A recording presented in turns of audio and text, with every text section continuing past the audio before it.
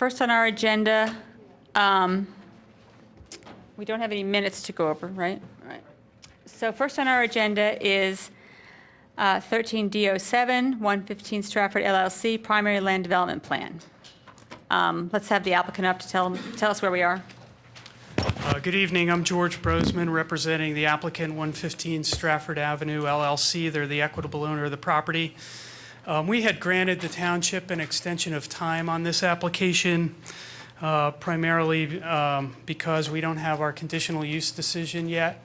Since we were last here when you recommended approval of the conditional use, we did have the hearing later in September on the 16th, and we completed that hearing and we're awaiting a decision. So we granted an extension to the township at their request through basically November. So we're planning on coming back to you in November, and we'll hopefully be looking for a recommendation from you then. But we thought it would be a good idea to just give you a brief update on what we have done. We had received some short review letters on the conditional use, and we have submitted revised plans that I believe the township has. And I'll just take a couple minutes and tell you a couple of things we did. One of the comments was to add sidewalks along Strafford Avenue and along the internal driveway. So the plan does that. It adds a sidewalk along the Strafford Avenue frontage, and you can see a sidewalk. Would you like a microphone? I'm sorry. You want one of these? Oh, sure.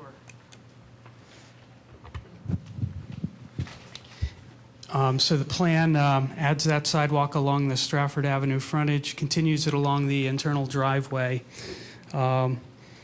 We also included in the plan a turning radius, which is the last sheet of the plan, for a fire truck configuration that my client had received from the Radnor Fire Company. So that's there. And then the other thing we've done a lot of work on is the landscaping plan. We've continued to work with the neighbors.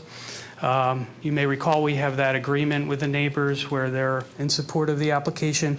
Continued to work with the neighbors, continued to refine the landscaping plan, and we've had one meeting in front of the Shade Tree Commission, and we'll be going back there with more information. But I think we're going to have a very good landscaping plan here. So that's pretty much the update that we wanted to give you. Okay. If there's any questions at this point that you have, and if we can't answer them now, we would hope to have the answer when we come back in November. Okay. Let me just ask Steph a question, then we might get back to you. Sure. Did we already vote on this? I thought we did. Only for the conditional use. So we would be considering now would be the land use plan. We have to come back to you in November for the land development plan. So we're just here to ask any questions we might have, and then you'll be back in November. Right. We had given the Okay. township an extension because we don't have our conditional use approval yet for the density modification. Okay, great. Can we start with Amy? Do you want to take us through your comments?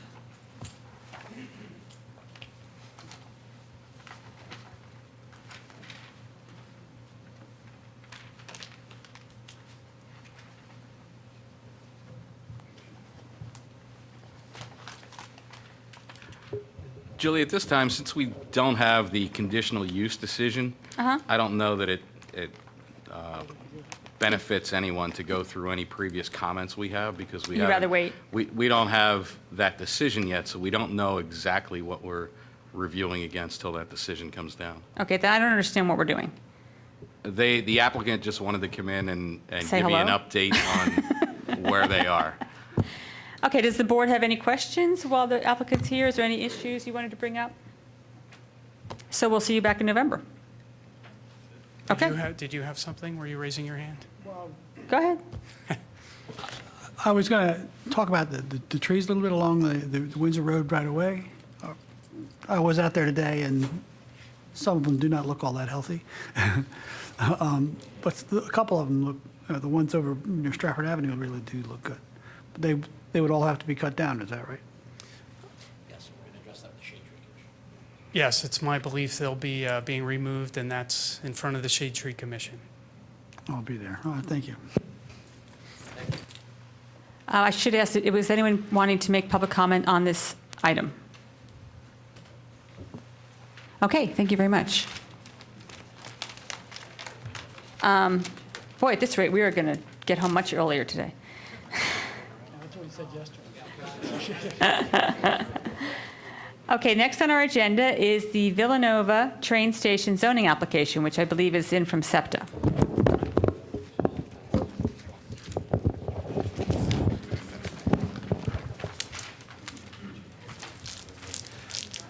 Julia, as they're setting up, just to point out, this is a planning commission review as mandated by the zoning ordinance on a application to the zoning hearing board. It's not a land development, it's not a subdivision.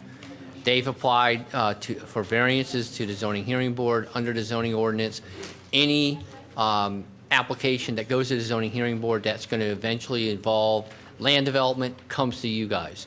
So you're reviewing this from that standpoint, just. Okay, we would be looking to make recommendations or input, or to take a vote of some kind, or? Yes, you want to make recommendations, give some input if there's any conditions, once again. Sure. Not to bring back to yesterday, but if there's any conditions or anything or any comments you want to provide to the zoning hearing board, this is when you should do that. But recognize those comments probably should be focused on the variances that they're requesting and not on the project as a whole, unless there's some, trickle-down effect. Okay. Everybody got that? Go ahead. Thanks. Dave Falcone, Saul Ewing here on behalf of SEPTA. We were in front of you all, I think a few months back, to show a sketch plan, which was part of our soon-to-be land development application, which hasn't been submitted. Since that time, we've gone back, we've tweaked the plans, and we've submitted a zoning application seeking a number of variances and determinations from the zoning board with respect to both existing conditions at the site as well as variances from conditions which our proposed use will require us to seek. I have some representatives from Urban here with me this evening as well. They're the engineers on the project, but I'd like to just introduce it and explain exactly what we're doing, and then that might help along the discussion, if that's okay with everybody. So we are seeking a few variances from the zoning board. Going through those, just to be, I guess, extra clear, we have an existing parking lot out on the site right now. This is the SEPTA train station at Villanova, on Villanova's campus. And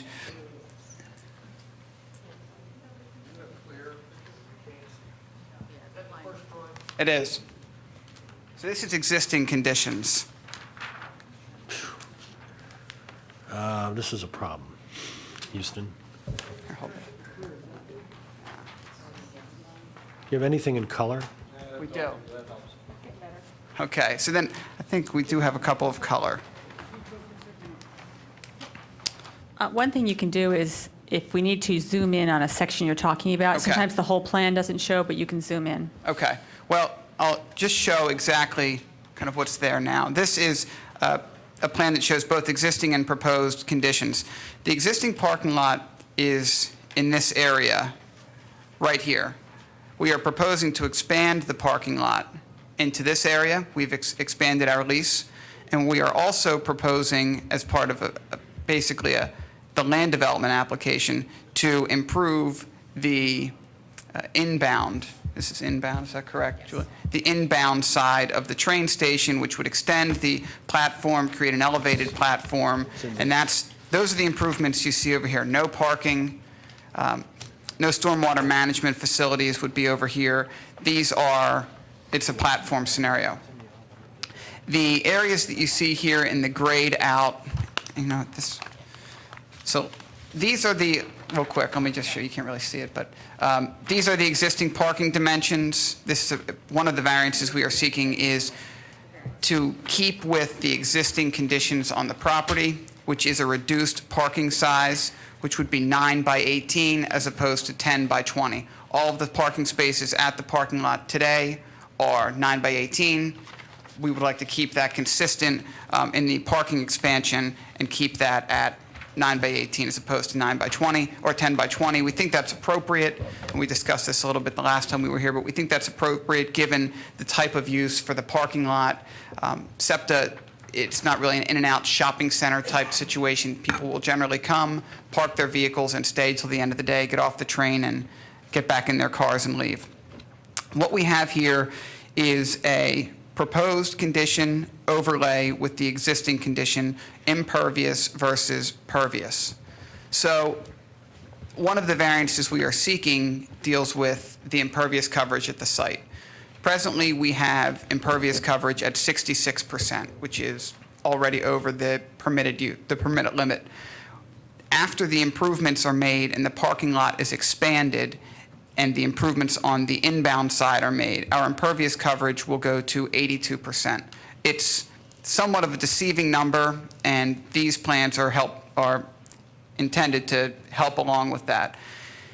The existing condition on the proposed area for the expansion of the parking lot is essentially already parking area and roadway. I've got a color picture of the existing condition to help show the Planning Commission what the condition is.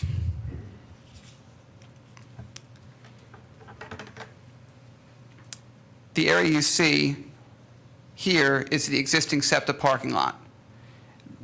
This area is the middle swath here of driveway and parking.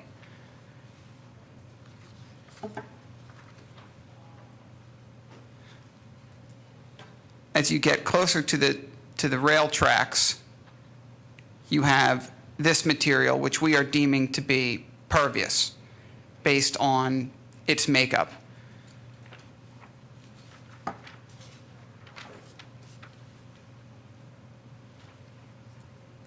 There is also a small strip of grass, and rock and stone and compacted stone, which exists between the existing paved area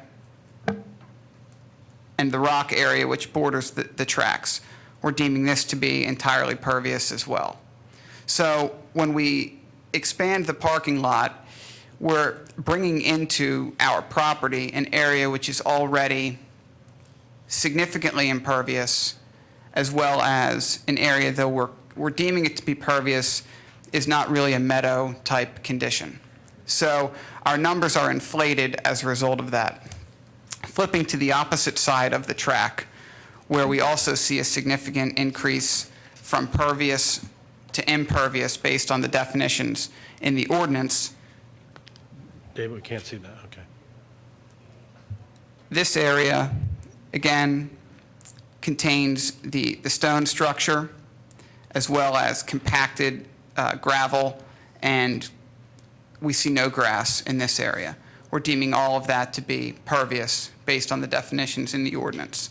Our expanded platform on the inbound side will extend elevated beyond this area. It'll essentially act as a deck. So it'll be a concrete structure supported by concrete posts, essentially, with open ends, so water will hit the structure, come over the end, and basically make its way right back to where it would if there were no structure there. It won't have a back wall prohibiting the water to get there.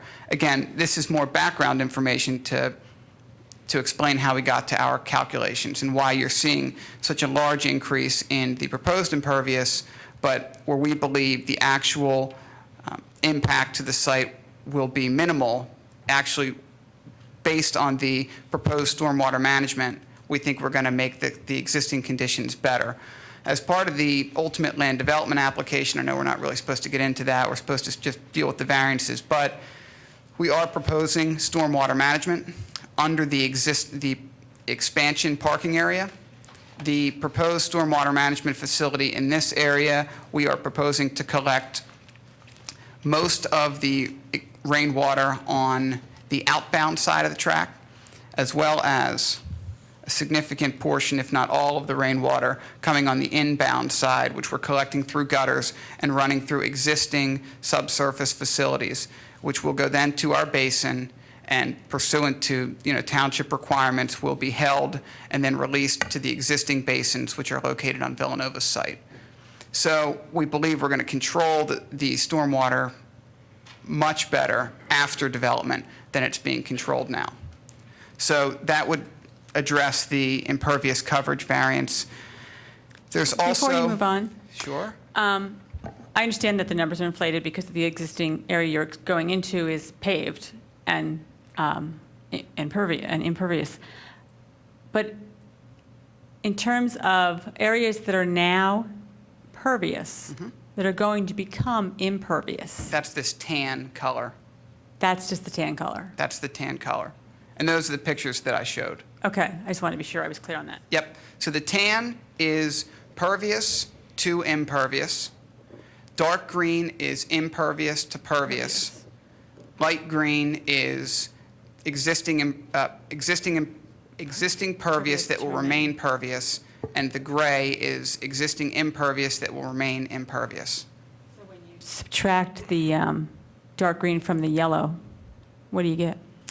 There is still an I mean, increase in... an estimate. Yeah, Julie ran some numbers on that, so Julie would probably be the best Okay, person go ahead. to talk about that. I'll just address the last variance that we're seeking, and then I think Julie would be best to answer just questions based on what we're proposing. But there's also a setback variance. We have an existing condition whereby the ordinance would require a setback of 60 feet in the PI district. It's an existing 5-foot setback on the parking lot. That's going to continue at 5 feet on the new area. We believe that's a pre-existing nonconformity, and we're asking for a determination from the zoning board to that effect. If they deem it not to be, we would be seeking a variance to continue with the 5-foot setback, as is the current condition. So And those that- are the variances. That 5-foot setback along the top of that, that's from the actual parking garages there, is that right? That it's from the PI district, the neighboring district. It's a setback from the property line. Is that a garage? That is existing, is that an existing garage? Or is that just a parking area? This is the existing Spring Mill parking garage, and then the existing law school parking lot. Yeah.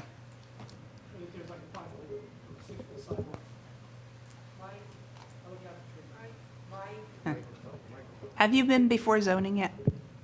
We have not. So this is our meeting with you all before we go to zoning. And we make a recommendation, then you go see zoning? That's right. Okay. So I think we're there at the end of the month. Okay. Where does the water go off? I mean, where's the existing water runoff? Where does it go? Good evening. The existing water running off goes to the, I believe what they call the Wildcat Pond on Villanova's property, which is located off the plan over in this area, roughly. To Is that just north of the power plant? Yes. Okay. In response to the numbers that you were looking for, the overall increase, percentage-wise, is approximately 3% in just the main parking area. And on the outbound side, an overall increase of approximately 28%. The entire site is looking at increasing about 14.2% of the impervious coverage over the entire site. There's no retention for the new expansion, right? We are, design plan is to, and I'm not sure that it ended up on, what plan it ended up on. Approximately in this area here, we are looking to install an underground stormwater facility that we are planning on designing to handle the difference in the volume between the pre-development and the post-development 100-year storm event. Okay. Where does the water coming off the railroad tracks go? Is it just go directly down? I know there's aggregate under there, but, or is it just run off the sides? So currently, Book. yeah. Currently, this is our drainage analysis of the existing plan. I apologize that it's a little difficult to see. Currently, we divided this into more or less 4 areas. Area A on the north side of the tracks, and then south side of the tracks. The south side of the tracks will flow in the 30-inch pipe that is underneath the railroad tracks, and will ultimately get into the 48-inch pipe that will discharge into the basin. Area B is collected at this low point on the site that will get into also that 48-inch pipe that discharges to the basin. Area C on the south side will ultimately get into an existing stormwater system that is conveyed underneath the tracks using the 42-inch pipe that then discharges to the basin.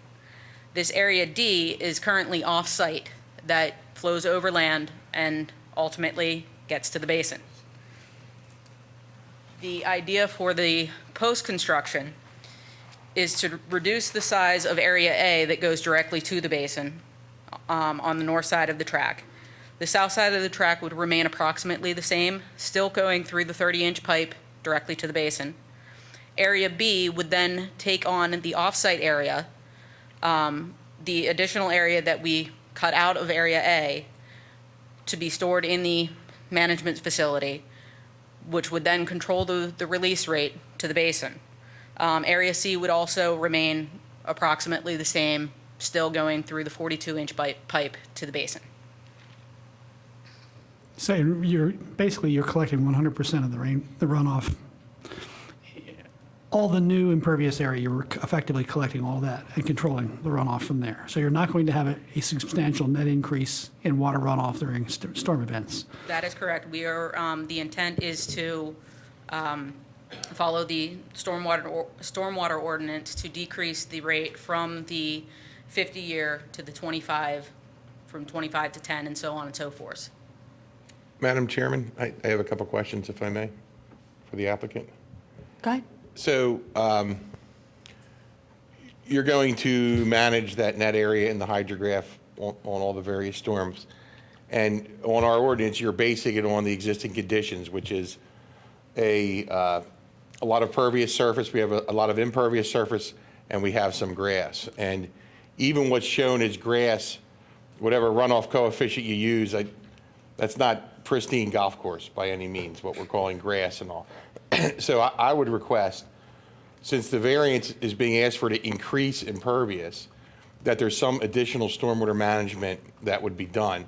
And I've asked this of previous applicants that, and I don't know what this would do to your calculations, you would have to run this, but instead of using the existing conditions as they are, which is basically parking lot, you take that back to Meadow and run those calculations that way, and that would be, it's a tangible effect that we could see and maybe our residents could benefit from. Absolutely, that's a perfectly reasonable suggestion, and we've actually talked about that ourselves. The intent, Steve, is going to be to over-design it, to catch more than just that parking lot. Right. And the whole thing is to be able to show this commission and the board something people can wrap their arms around in how that you've done that. And the reason I've asked other applicants to do that, because that's one way to do it. You can be creative. I would request that you be creative, but since your request is to increase impervious, I think there's a direct correlation in that stormwater management should be designed in a greater fashion than what's required by our ordinance. Absolutely. Great. So that's going to be one of our recommendations, condition, right? Yes. I have a suggestion. I don't know if everyone else on the board will feel the same way. Lately, we have seen in some other ordinances and plans that it might be a good idea to start to include charging stations for hybrid vehicles. I don't know if you could do 1 or 2 of those there. I mean, the best time to do it is when everything's torn up and can be fixed. I can certainly take that suggestion back to the client, but we will take that. I mean, the trains are electric, you know. You could run an extension cord. There you go. I think last night Maya brought up a very good point, is that when we are granting these types of variances, that we should negotiate for things that are good for the township, mutually agreeable. One would be using native plant species for the plantings that you do. So if there's anything that you can take from, I don't know if you, I guess you guys weren't at that meeting, but she had a list of different things that would be helpful for the water, the environment. So if you can look at BMPs, that type of thing, and incorporate that into, just offer it up, that would be another reason to go ahead with this project and to give it a blessing. Because by, first of all, by calling that a meadow for your stormwater management is a huge improvement. But then again, to take the next step and go to native species, that type of thing. So if you just incorporate that into your design where possible. Absolutely. Will these improvements be affected in any way by what Amtrak does or does not do with its right-of-way? These are being done kind of in conjunction with the Amtrak growth. So the ultimate expansion of this site, of the facility, the existing, or the expansion of the loading area, this is all being done kind of arm in arm with what Amtrak is proposing to do along this line. So it's working in conjunction with them. And they've seen this plan and Amtrak has seen the plan? Yes, SEPTA is In the mic. SEPTA is working closely in conjunction with Amtrak. We are actually in the process of, we've developed a property plan for SEPTA to negotiate additional lease boundaries to obtain the rights to build the new parking lot and the new, thank you, the new platform and train facilities. Last time we were here, we talked also about an elevator as opposed to a ramp, and I assume that hasn't happened. So we did go back, we had a meeting downtown in SEPTA's offices and considered that in conjunction with this project, and it's just not, in SEPTA's opinion, appropriate for this train station. They think even with an elevator, I think the goal there was to try and get more pervious coverage on the site, and thereby pulling in some of our ramps, which extend out here, and shortening and getting rid of that and going with an elevator. Even with the elevator, SEPTA would still install ramping very similar to this. We would see really no net gain, in their opinion, based on other stations that they've redeveloped where there is an elevator present. They just don't see the net gain from a pervious coverage standpoint. And they also believe this to be a more useful and appropriate design for a station. Where it's possible, this is their preferred design. Where it's not possible, they go with the elevator, but this is design A. From SEPTA's perspective, they think it yields to a more friendly environment for riders, especially bikers, as well as for a more continuous flow of traffic. I think that when we had that discussion, though, the point about the elevators had less to do with pulling out the ramps for more pervious surface, but rather to assist in handicap movement through the site. For instance, pushing somebody in a wheelchair on those ramps can be very difficult, especially if you're pushing yourself in a wheelchair on those ramps. And I know that SEPTA's committed in other places to doing that kind of greater accessibility. And is that everyone's memory? That's why we brought Yes, up the we issue? also were concerned about the weather and whether they were going to be covered ramps because of the ice, and whether or not that would be a safety concern during winter months. So did any of that come up in your meeting? So the ramps will be covered. There will be a canopy over them. Additionally, we are working to install drains along the edges of the ramps so that any water that does make its way onto the ramp will drain into a system that is collected into a sump pump at the down at the tunnel level, which will then be pumped back into the stormwater management system. And we did also consider handicap access, because I know one of the things we discussed at the last meeting was moving the spaces from this location down to the location immediately adjacent to the tracks. So we could certainly do either. Again, based on the discussions we had, we believe this location is the closest access point to the entrance to the station. So from a handicap accessibility standpoint, based on SEPTA's normal design, this is the ideal location for the handicap spaces. But we did go back and evaluate the best possible location to house these spaces. And to SEPTA, they'll put them wherever the Planning Commission and Radnor Township would like them. They believe that it's best to have the spaces where they're shown on the plan. They can put them anywhere. It's just a striping situation. You also have to have curb cuts, but They can do all of that based on the existing design. So they can integrate spaces here, or they can leave them here. It won't ultimately impact the project in any way other than moving spaces. So no, the new it's actually an elevated platform. It's what, just a couple hundred feet east of the existing platforms, right?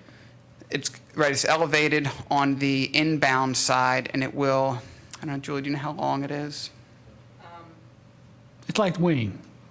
Sorry? It's like the thing they have set up in Wayne. It's similar.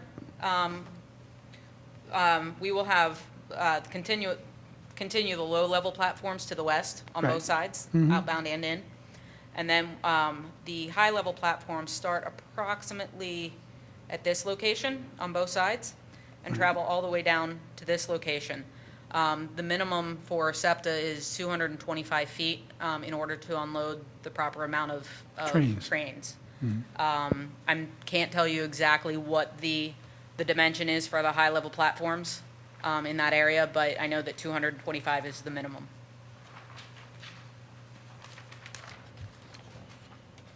Excuse me, I have a question on the location of the handicap parking again, if I could ask it.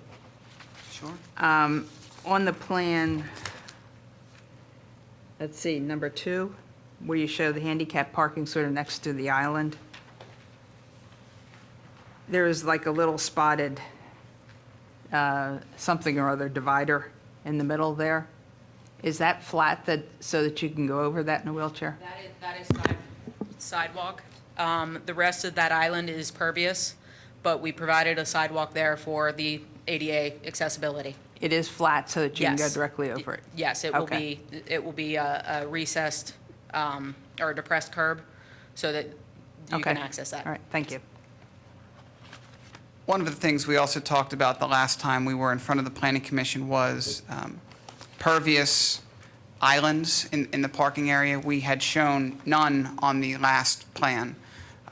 So we went back and added the islands that the Planning Commission had sought. And those are the locations you see here. So that also contributed to actually it helps our pervious situation, but we were responsive to the comment.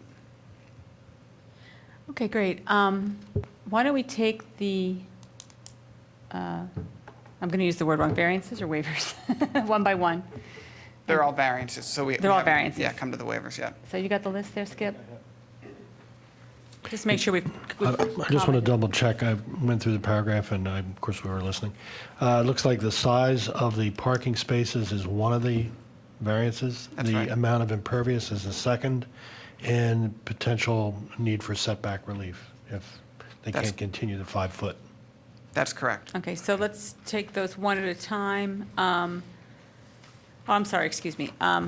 Is there anyone who would like to make public comment on this application before we have board discussion? Thank you. Why don't we start with the parking sizes? Now, you had said that was a continuation of what you're using now. That's correct. All right, does anyone have any opposition or comment about the parking sizes? If anything, cars are getting smaller. Let's hope. So I think it's appropriate because it's working currently. It's working. It's been shown to work. Okay, does anyone have anything, a comment to make or an opposition to continuing the non-conforming 5-foot setback? No. No, fine. And provided that we request additional stormwater management to accommodate the increased imperviousness, and that we also request best management practice to decrease impact from that impervious, including native species to be used. Given those considerations, does anyone object to or have any comments about the increase in impervious? I think we asked them to consider the new space as a meadow, too, from that standard. It would be the existing condition would be meadow for the site. That would be your base condition. For the expansion. For the expansion, right? Well, I was looking at the whole site. Oh. I thought that we were talking about the whole site. Because that's the benefit. I mean, I know we're looking at a delta here, but we're looking at an existing condition that's mainly impervious surface. So what I'm saying is they need to go over and above and go back and take that site as meadow and move forward from there for their calcs, which is not I don't uncommon. understand that. What does that mean? Take that site for meadow? What it So- means is that instead of considering the existing condition to be paved, you would consider it in its natural state before it had been paved. But it is paved. Right, for designing the stormwater system. Oh, for designing stormwater system. I'm with So you. in that case, the existing runoff would be much smaller for design calculations. Are you looking for 100% meadow or the DEP requirement of 20%? Yeah, that would be the Radnor 100% meadow. Okay. So we can certainly look at that. Looking at all of this as 100% meadow and trying to design a stormwater system under that expansion is going to be significantly larger than what we are contemplating. And we had contemplated to try and collect all of the stormwater off the site here and run it through that. That's kind of where our head was, and not really focusing on the expansion. But bringing it all down to meadow is going to be a significant difference, given that there's existing basins that are catching the runoff that have been designed, the Wildcat basins. Well, I think, first off, you need to let your engineer do those calculations, because, yes, will there be an increase in size? For sure. To what magnitude, we can't tell till the calculations are done. So I'd like to leave that as part of a requirement, and if that is so onerous, we can discuss that later, but I think it's a good way to move forward. And it's not don't disagree. uncommon in other ordinances. Yeah, we don't disagree. Our intention is to over-design. And again, so on the expansion area, we would have taken that to meadow, but we'll see what we can do. I'm just trying to preface everything and let everybody know that that's going to be a significant undertaking. So perhaps getting it all back to meadow just might not be feasible for this project, but we'll take a look at it. And Take a look at it. Our intention is to over-design, so Okay. that's what we're going to do. Great. Any other comments? Would someone like to make a motion? Before we make a motion, I just have a question about procedure. So this is now going to zoning before we see it again, Yes. correct? So, Steve, is there any way we can quantify what we're looking for without saying it's 100% meadow? Is there a better way we can do this so that it's something concrete, but yet we know that we can achieve it? And with all respect, due respect to the applicant, I know you want to overmanage, but you do have this big expanse of existing impervious. So I know there's a cost factor, but I don't see a space factor as a limit. I think you have considerable room to do subsurface systems. And to your point, I would say we require the 100% meadow and not the DEP. Like I say, there's other ordinances in surrounding communities that is the requirement. When you go back to meadow and you move from there. And I don't think it's going to be that onerous, and I think when you get through zoning and you're going to be back in land development, I think that's a time. Yeah. You know, if you say, hey, look, you know, there's not enough parking lot to put the pipes in to do this, well then, you know, there's a problem. But I think we should, my request, my suggestion would be to move it forward that way. And then the applicant has an opportunity when they come back to this commission to plead the case on if it is too onerous a commitment.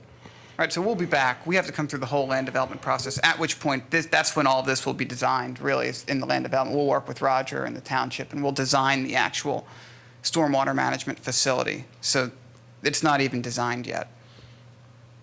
Okay, that sounds good. Is that all right? You're agreeable to putting in the attention as the design for existing conditions meadow? It sounds like. We will work with Roger and the township during the land development. So We're going to over-design it. We're going to, have to get it to somewhere that y'all are comfortable with it during the land development process. So if you go in front of zoning and that's part of the condition, that would be acceptable at this point in time? I don't know if we can meet, I think, like Steve is saying, I don't even know if we can meet the 100% meadow condition. We haven't designed it yet. That'll be through the land development process. We can accept the condition that we satisfied the township's engineer during the land development process. And that's when we would kind of design it with Roger, and then at that point, we can decide whether or not it's acceptable to the township engineer and the township. You know, without engineering being done, I think we're spinning our wheels. I mean, the best we could do is require that they make best efforts to achieve the goals that we're trying to set. But I don't think we can actually set them here without some engineering studies being done. I respectfully disagree. I think we can set this at 100% meadow.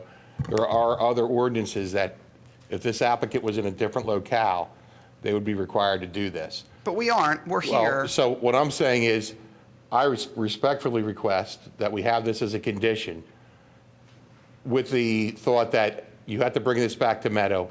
If you can't, it's going to be at the satisfaction of the township. But I really strongly request that 100% Meadow be part of this.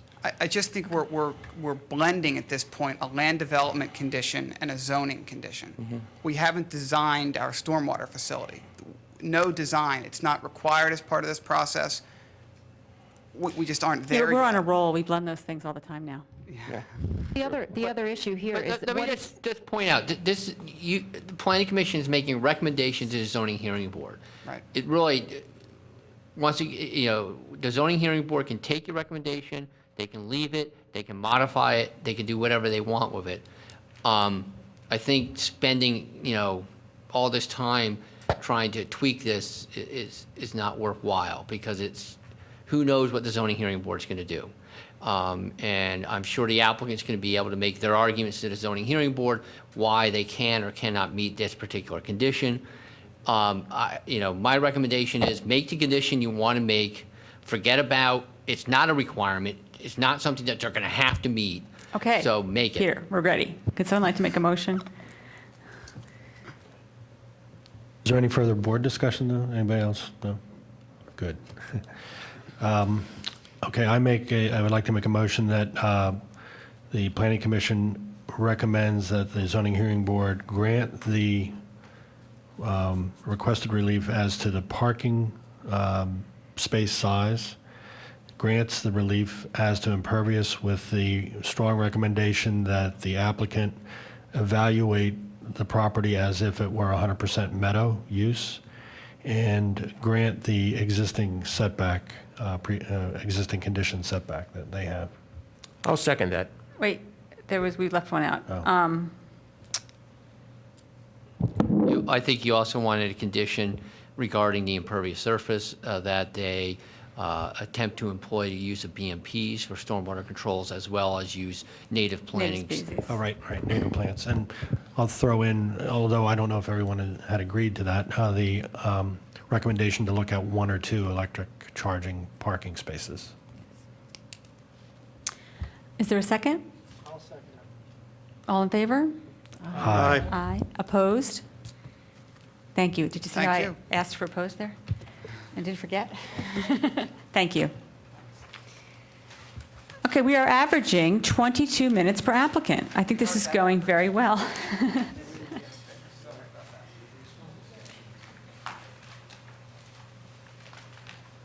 Okay, next on the agenda, BioMed Realty zoning amendment for the mixed-use special transportation development use within the planned laboratory office district.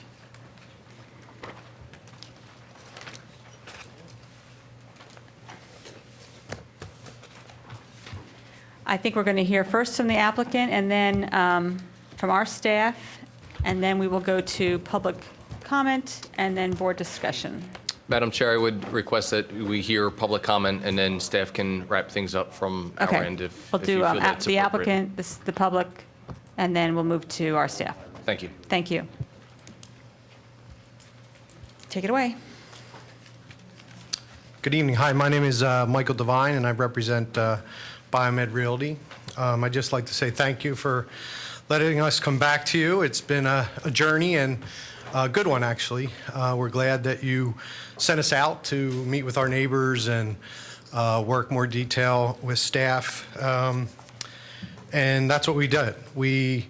I want to kind of take 30 seconds to take us back down memory lane and really show you where we came from and how we got here. And it was a very collaborative experience with some of the townspeople, our neighbors in the PLO district, as well as staff. And I think we've come up with a good ordinance, and I think staff has taken it to another level. So I just want to say thank you.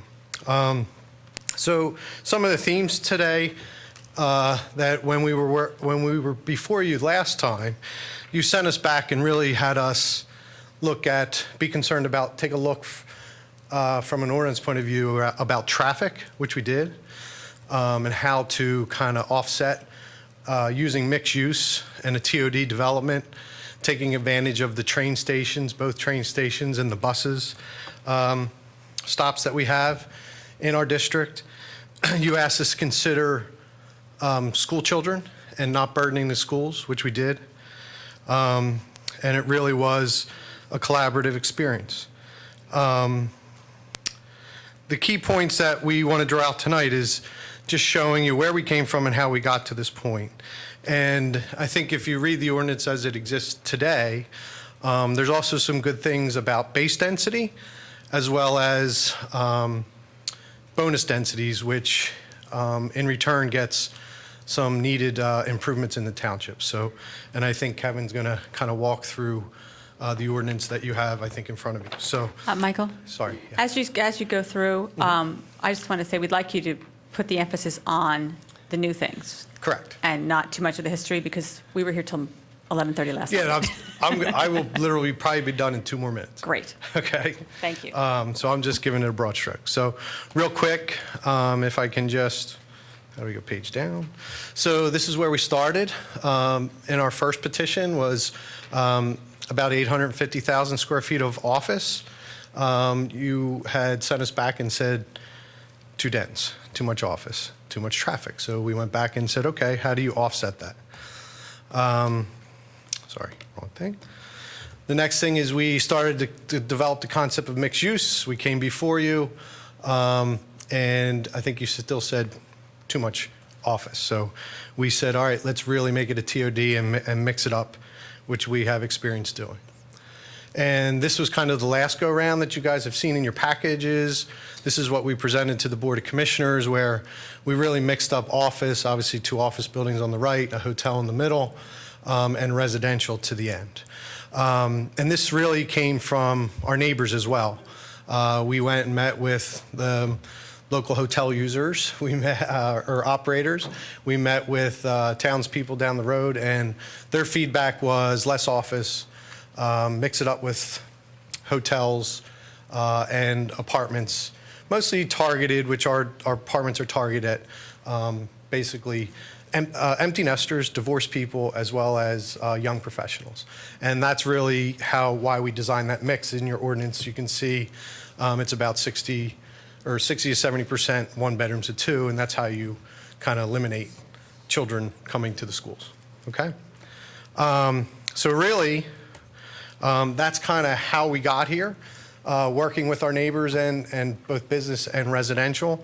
And this mixed-use development that we are showing you now, John's going to kind of share some preliminary numbers with you on traffic and making you understand that our by right plan for this site is we are able to build about 475,000 square feet of office. And we're going to show you how those numbers compare, okay, to our by right plan. Thanks, Mike. Again, John Witchner with McMahon Associates. As Mike had mentioned at some previous meetings, the Planning Commission had asked us to address a couple of different concerns from my perspective, dealing with traffic, including traffic impacts, density of the site, and considering a mix of uses. These 3 items are actually interrelated for the most part. In terms of mixed use, the introduction that the township requested of a residential portion as well as hotel and some ancillary retail use really proves what we had always thought anecdotally, where you kind of have that relation of various different uses that support each other on site. I think with the previously proposed all-office plan, approximately 85% of the traffic was leaving the site. Oh, I'm sorry, was entering the site in the morning. 85% of the traffic was leaving the site in the afternoon. Introducing that residential component kind of flips those percentages. Now the residential component, approximately 80 to 85% of them leave the site in the morning, and on the flip side, that same percentage enters the site in the afternoon. From a transit use, a mixed use site adjacent to the R100 line, within walking distance to the Paoli-Thorndale line, with 2 bus routes adjacent to our site along King of Prussia Road. We believe this site is really ideal from a land use planning perspective to introduce mixed use and transit-oriented development. As I'll talk later, SEPTA Regional Rail Division ridership is at an all-time high through fiscal year 2013, which is through June of this year. Being near the Paoli-Thorndale line, being near the R100 line, really lends itself to giving a boost in additional ridership to the SEPTA Regional Rail Division. And lastly, from a transportation demand management perspective, in the previous ordinance, there were some thoughts of implementing some principles to incorporate bicycle accommodations, pedestrian accommodations, shuttle services, bike racks, things of that nature. I think with maybe where the text amendment or draft language is going, they're looking to incorporate some of those into different categories from a density bonus perspective. But I think at the end of the day, implementing a lot of those different strategies, again, also kind of reduces some traffic here as well. As I see many of you looking, this slide really kind of culminates what some of these introduction of mixed use, transit-oriented development, and transportation demand management principles, where we show before, back in January, I guess it was, we were before the Planning Commission, we had 874,000 square foot all office building, generating just shy of 1,000 trips in the morning, 1,000 trips in the afternoon. The plan that I had analyzed and being considered by BioMed, with the introduction of the mixed use, the transit, and the transportation demand principles, really bring that trip generation down to approximately 676 trips in the morning, 651 trips in the afternoon. And again, that's based upon 425,000 square feet of office, 225 room hotel, 350 apartment units, and approximately 30,000 square feet of some ancillary first floor retail to support the residents and the office. As we're going to potentially see when implementing this text amendment, I think that may actually exceed some of the bonus densities that that we can potentially accomplish. But from a worst case perspective, achieving all those bonus densities, that's what we're getting. As Mike alluded to, the by right plan that we see for this site, which is all office at 475,000 square feet, generates 620 trips in the morning, 567 trips in the afternoon peak hour. So then you take a look at the difference of the last two lines, lines 2 and 3. In the morning peak hour, we anticipate approximately 56 additional trips along the roadways. In comparison to by right in the morning, approximately 84 additional trips along the local roadways in the afternoon peak hour. So I guess, what does this mean in terms of traffic along? John, can I interrupt you for one Yes. second? Those numbers, they're very impressive. Were those numbers something that you generated in your discussions with our traffic engineer? Has she approved these numbers? We've had several meetings with Amy over at Gilmore Associates, and in my opinion, yes, we have come to a consensus on the methodologies and assumptions. Okay. In fact, some of these numbers are actually a little bit lower than what Amy and I had agreed to, because the density has now been reduced from what Amy and I had discussed before. The only thing, on the proposed plan with the office and hotel and housing, are those values, did you take off internal capture and the transit? Are those elements removed from that? Yes, they are. Okay. Yes. I just wasn't sure of that. Okay, Yes. thank you. This is the resultant of a lot of the reductions. He has been working through a step-by-step process with me Okay. as he's working towards product. He doesn't have the full TIS completed. Okay. However, he has been doing a step analysis. I just wanted to with make me. sure this wasn't something you hadn't seen yet. Yes, I have. Thank you. Thank you. Sorry, go on. I had a question, though. Yeah, good. Is there an upcoming page that shows the existing trip generation for the existing property as it is, tenanted as it is? I have those numbers with me, not on a particular slide, but we did counts at the existing site back in May of 2012. Certainly, the site is underutilized. It's under generating trips. Based upon what the site is currently generating at about 25% occupied, I think is almost as it stands right now, and then adding in trips that we would anticipate if that other square footage was kind of backfilled, we're looking at approximately 400 trips in both peak hours, 400 trips in the AM. 400 is fully tenanted though, right?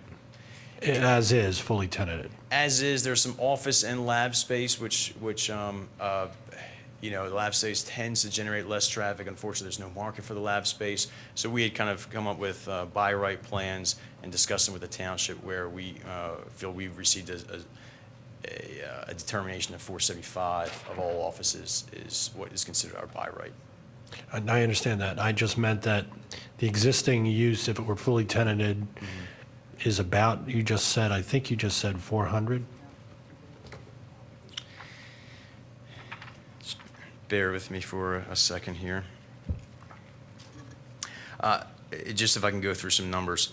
The existing site, about 250,000 square feet, and this is back in May of 2012, about 250,000 square feet are currently leased. I wouldn't say that's occupied, but it's leased. Generates in the morning 192 trips, and in the afternoon 187 trips. Okay. If BioMed then backfilled the existing office space that's currently vacant, that would generate an additional 302 trips in the morning, 277 in the afternoon. Doing the quick math, so I was actually shortchanged myself. It's about 500 in the morning and 465 in the PM. Oh, you'd combine those two. You're saying the 192 plus the 302? That's correct. That's correct. Okay. Question for Amy? Sorry. So with 425 square feet of office, and at 4 per thousand, that's about 1,700 employees. Does that sound about right? From a parking perspective, No. From a number of employees that would work in the office, is 1,700 to 2,000? well, I think that And every like- floor plate and, architecturally speaking, I think that's going to be kind of determined by a tenant perspective. From a traffic perspective, we take a look at trips per 1,000 square feet. And so 4,000 studies done nationally generates approximately, every 1,000 square feet of office space generates approximately 1.5 trips in the morning, 1.5 trips in the afternoon. I think the benefits of this mixed use is that every 1,000 square feet of office you take off 1.5 trips. For every one apartment unit you add in 0.5 trips in the morning, 0.5 trips in the afternoon. And that's kind of where we get some of the benefits of introducing the mixed use, especially the residential, because residential generates a third of the traffic that an equivalent space for office uses. Okay. It seemed pretty light to me for the amount of people either living or working there. But, if they're the numbers, they're the numbers. Can we move on some- with the presentation, and then we'll get back to some more of the details? Would that be all right? There was just one thing that I wanted ahead. to bring up is that there's actually supporting data that would allow for greater transit reduction and greater internal capture than what I allowed. I felt that we needed to be careful about what we eliminate from the trips that are being generated on the site. So this is a very conservative analysis. Thank you. Go ahead. Thank you. So I guess leading to this comparison of the considered plan versus the by right plan. So what does that do for traffic along the local roadways? Based upon existing traffic counts, based upon traffic counts at specific office buildings and users in this area, and taking a look at employment generators and residential generators, we're looking at approximately 75% of this traffic heading south from our site to eventually access Lancaster Avenue. the blue route, heading to points east, points west, north and south here.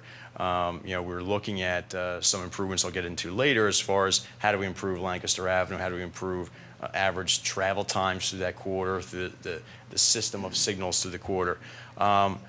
Then conversely, the remaining 25% head up to King of Prussia Road. I know King of Prussia Road on the northern side of our site was a topic of conversation or concern that we'd heard from the Planning Commission as well as the Board of Commissioners.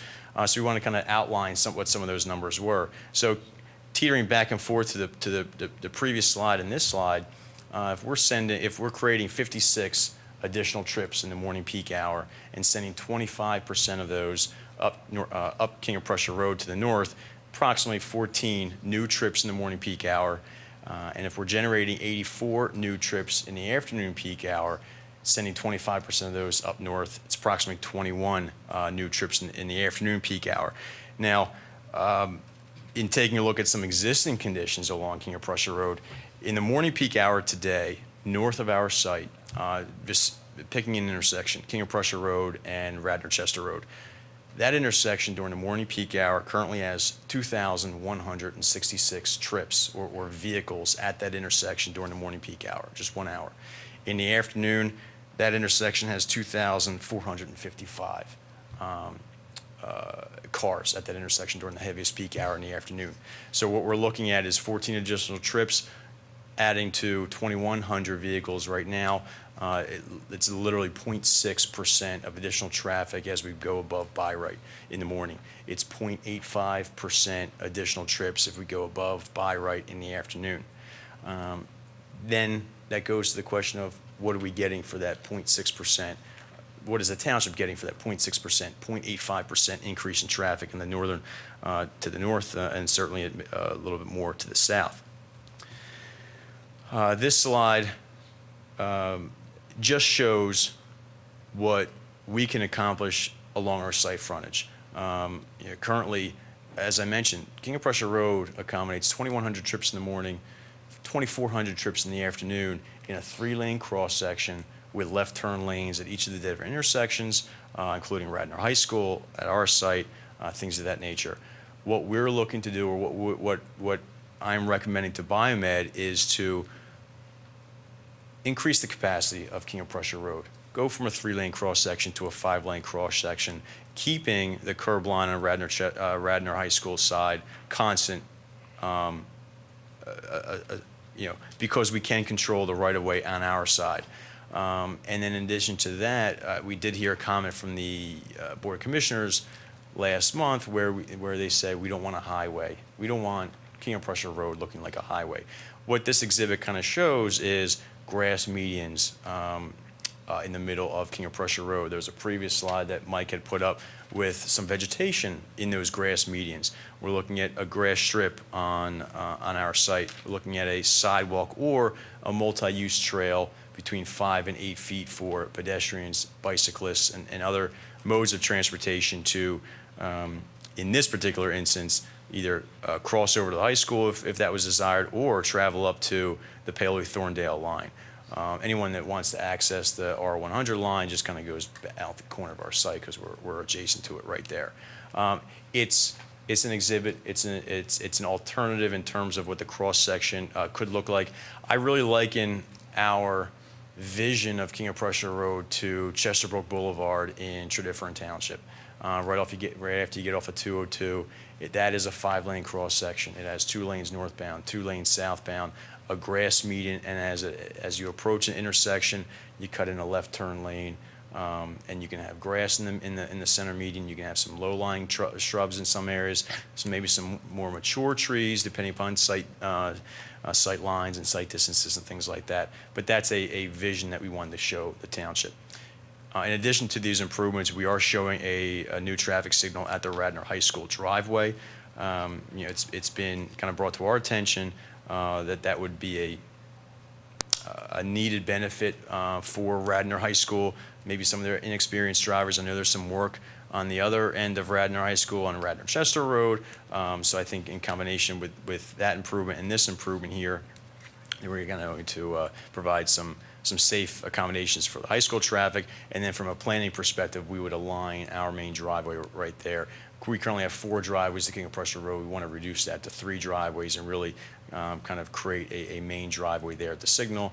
We're also looking at some techniques on the southern end of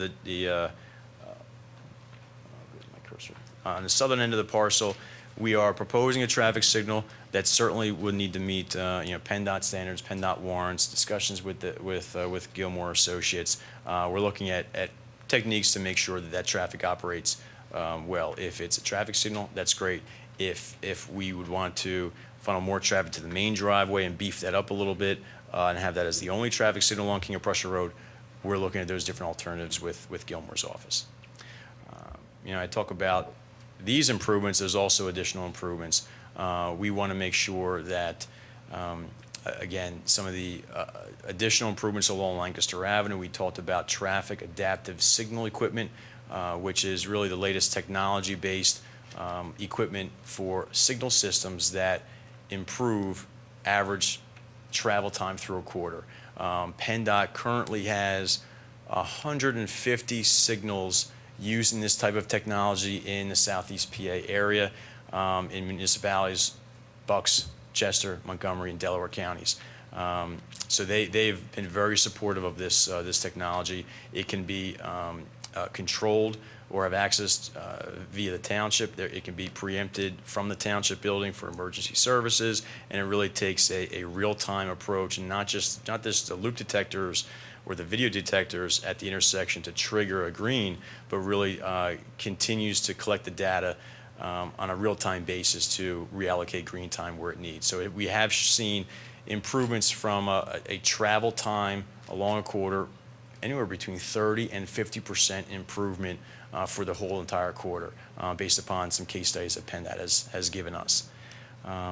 And really the last thing I want to, I'm trying to be brief here, the last thing I want to talk about, we go back, and actually I'll kind of piggyback on Amy's comment about we were conservative with our SEPTA and mass transit reductions or benefits for this mixed-use TOD. We had employed approximately 15% reduction in trips that are going to be captured by mass transit, the R100, the Paoli-Thorndale line, the 2 bus routes. I think this slide really kind of tells a story a little bit about things that have been done at other stations that are very relatively similar. We have data between 2008 and 2011 at 3 selected sites: Spring Mill, Radnor, and then Conshohocken.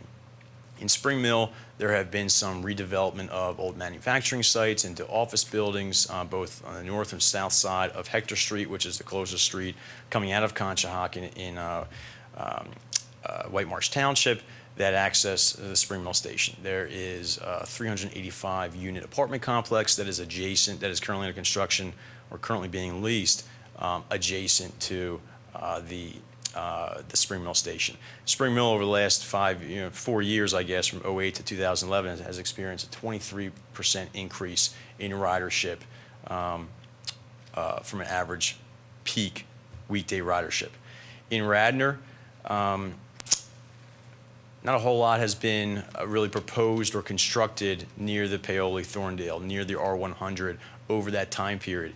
And yet, we've seen a 10% increase in ridership since 2008.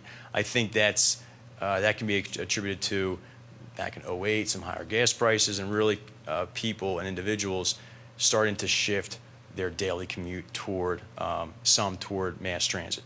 In Conshohocken tells, I think, even a greater story. And I know Mike has experience with this with regards to building 800 residential units, office space, ancillary retail space, and really kind of creating that dynamic development, which took a little bit of time to have people kind of generate their patterns here. But we're seeing a 26% increase in ridership at the Conshohocken station. So it really just kind of goes back to, I think we're conservative on the transit reductions here, and I think Radnor can get close to Conshohocken in terms of an increase in ridership. And regional rail for SEPTA is the highest it's ever been in fiscal year 2013. Can you put the previous slide back up if you're done with your opening remarks? Because I'm sure that everyone has questions about this, so we might as well. Do people have questions about this the part of the discussion? You know, can I ask a question? I mean, we want the background on what they propose to do, but we're really looking at an ordinance. And I mean, this is sort of like, you know, I don't know how much we want to do with this part of it, that's all. Well, my thought, I'd like to hear from the others, is that the elephant in the room with this ordinance is the traffic. There are a lot of things I like about the ordinance. I love that they've gone to mixed use, which I think originally was your suggestion. And there are a lot of things in this ordinance that I think would be great for the township and this site. But the biggest thing holding me back from feeling favorably about it is the scary traffic situation that we were faced with when they first brought in the all-office plan. That was a bit of a shock. So I think in this case, it might be valuable to just go ahead and dive into the traffic issue so that we can see where we are with that before we can even consider the ordinance. Does anyone have other? Well, no matter how wonderful they resolve the traffic issues, you know, the applicability of the ordinance is to multiple sites too. Yes. So, I mean, we're drilling down on this site just because they're first. Well, did the traffic study look at a build-out of what would be in the ordinance for the rest of the properties in the district? Well, we have not submitted a full traffic impact study yet, but I think that the previous slide kind of shows that the ordinance is doing, the draft text amendment is doing its job in terms of starting to get these, you know, introducing mixed use and TOD, starting to get that as close to by right traffic volumes as possible. And that would be applicable to other properties? Yes. Within the district? Yes. Because they would have to, with the new ordinance, it is different. They would have to use mixed use. Is that correct? If they chose to use, they could always develop under the existing Apart ordinance, from but the existing? Right. If they use the must? Right, but I think the township's language is kind of doing its job in terms of,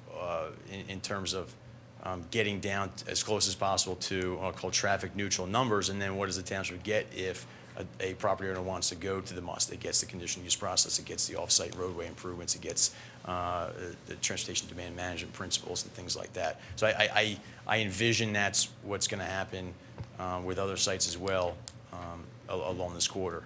All right, well, and so we don't end up eating up a lot of time with it, but if anybody has any comments about that previous plan that showed the proposed changes to King of Prussia Road, I would suggest you just mention what your concern is, and we won't discuss it, but they can take it back to the next I did have stage. questions, but. Do you want to have a question? Go ahead.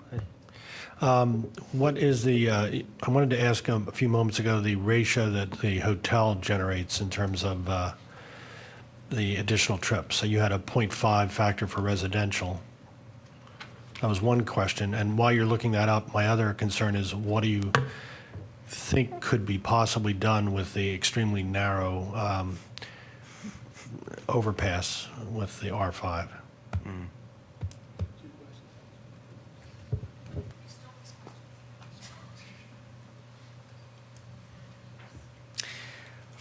To answer your first question, the hotel, kind of like going back to the comparison with office versus residential, office generates 1.5 trips per 1,000 square feet. For a hotel, and we're looking at approximately 225 rooms, for each room, and we use that as kind of an independent variable, it generates about 0.5 trips in the morning, 0.6 trips in the afternoon. Now, a hotel room is approximately 600 to 650 square feet per room, but there's also hallways, lobbies, elevator shafts, linen services, things like that. So I think we get up to approximately 1,000 square feet per room for a hotel use. And if to use that as quick math, you take 1.5 trips off for every 1,000 square feet of office. You add 0.5 trips or 0.6 for every hotel room that you add into the mixed-use plan. Since I'm on a roll with this question, retail? If you have that, since we might as well have everything out.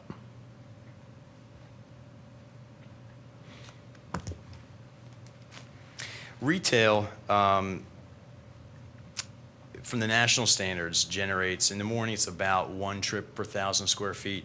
In the afternoon, it's about, little over 3 trips per 1,000 square feet. During the that- afternoon peak? In the afternoon peak hour. 3 trips. 3 trips per 1,000 square feet. So if you have a standalone, I'll call it a standalone strip center that has a pizza shop, a nail salon, a Hallmark store, et cetera, that would be what we would see as a suburban trip generation for that.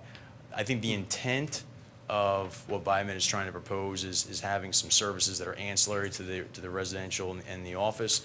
It could have a UPS or a FedEx drop-off location. It could have a dry cleaner drop-off location where none of this stuff is processed on site, but a kiosk that employees can kind of come down, drop off laundry, pick it up, things like that.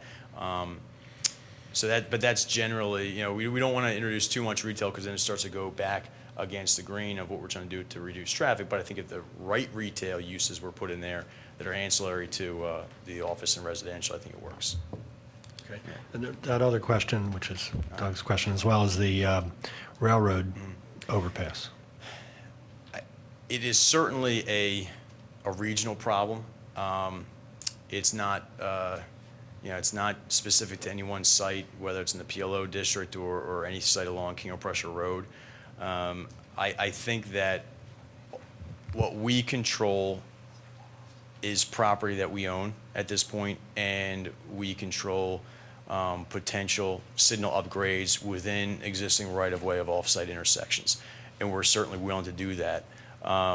As far as solving the narrow underpass without widening it, I think we're really starting to go toward just what the ordinance does. How do we reduce traffic and encourage mass transit usage, encourage internalization with uses working together, and alternative modes of transportation like bicycles and pedestrians. And I think that the ordinance does that with those 3 different ways: mixed use, transit-oriented development, and then the other multimodal accommodations.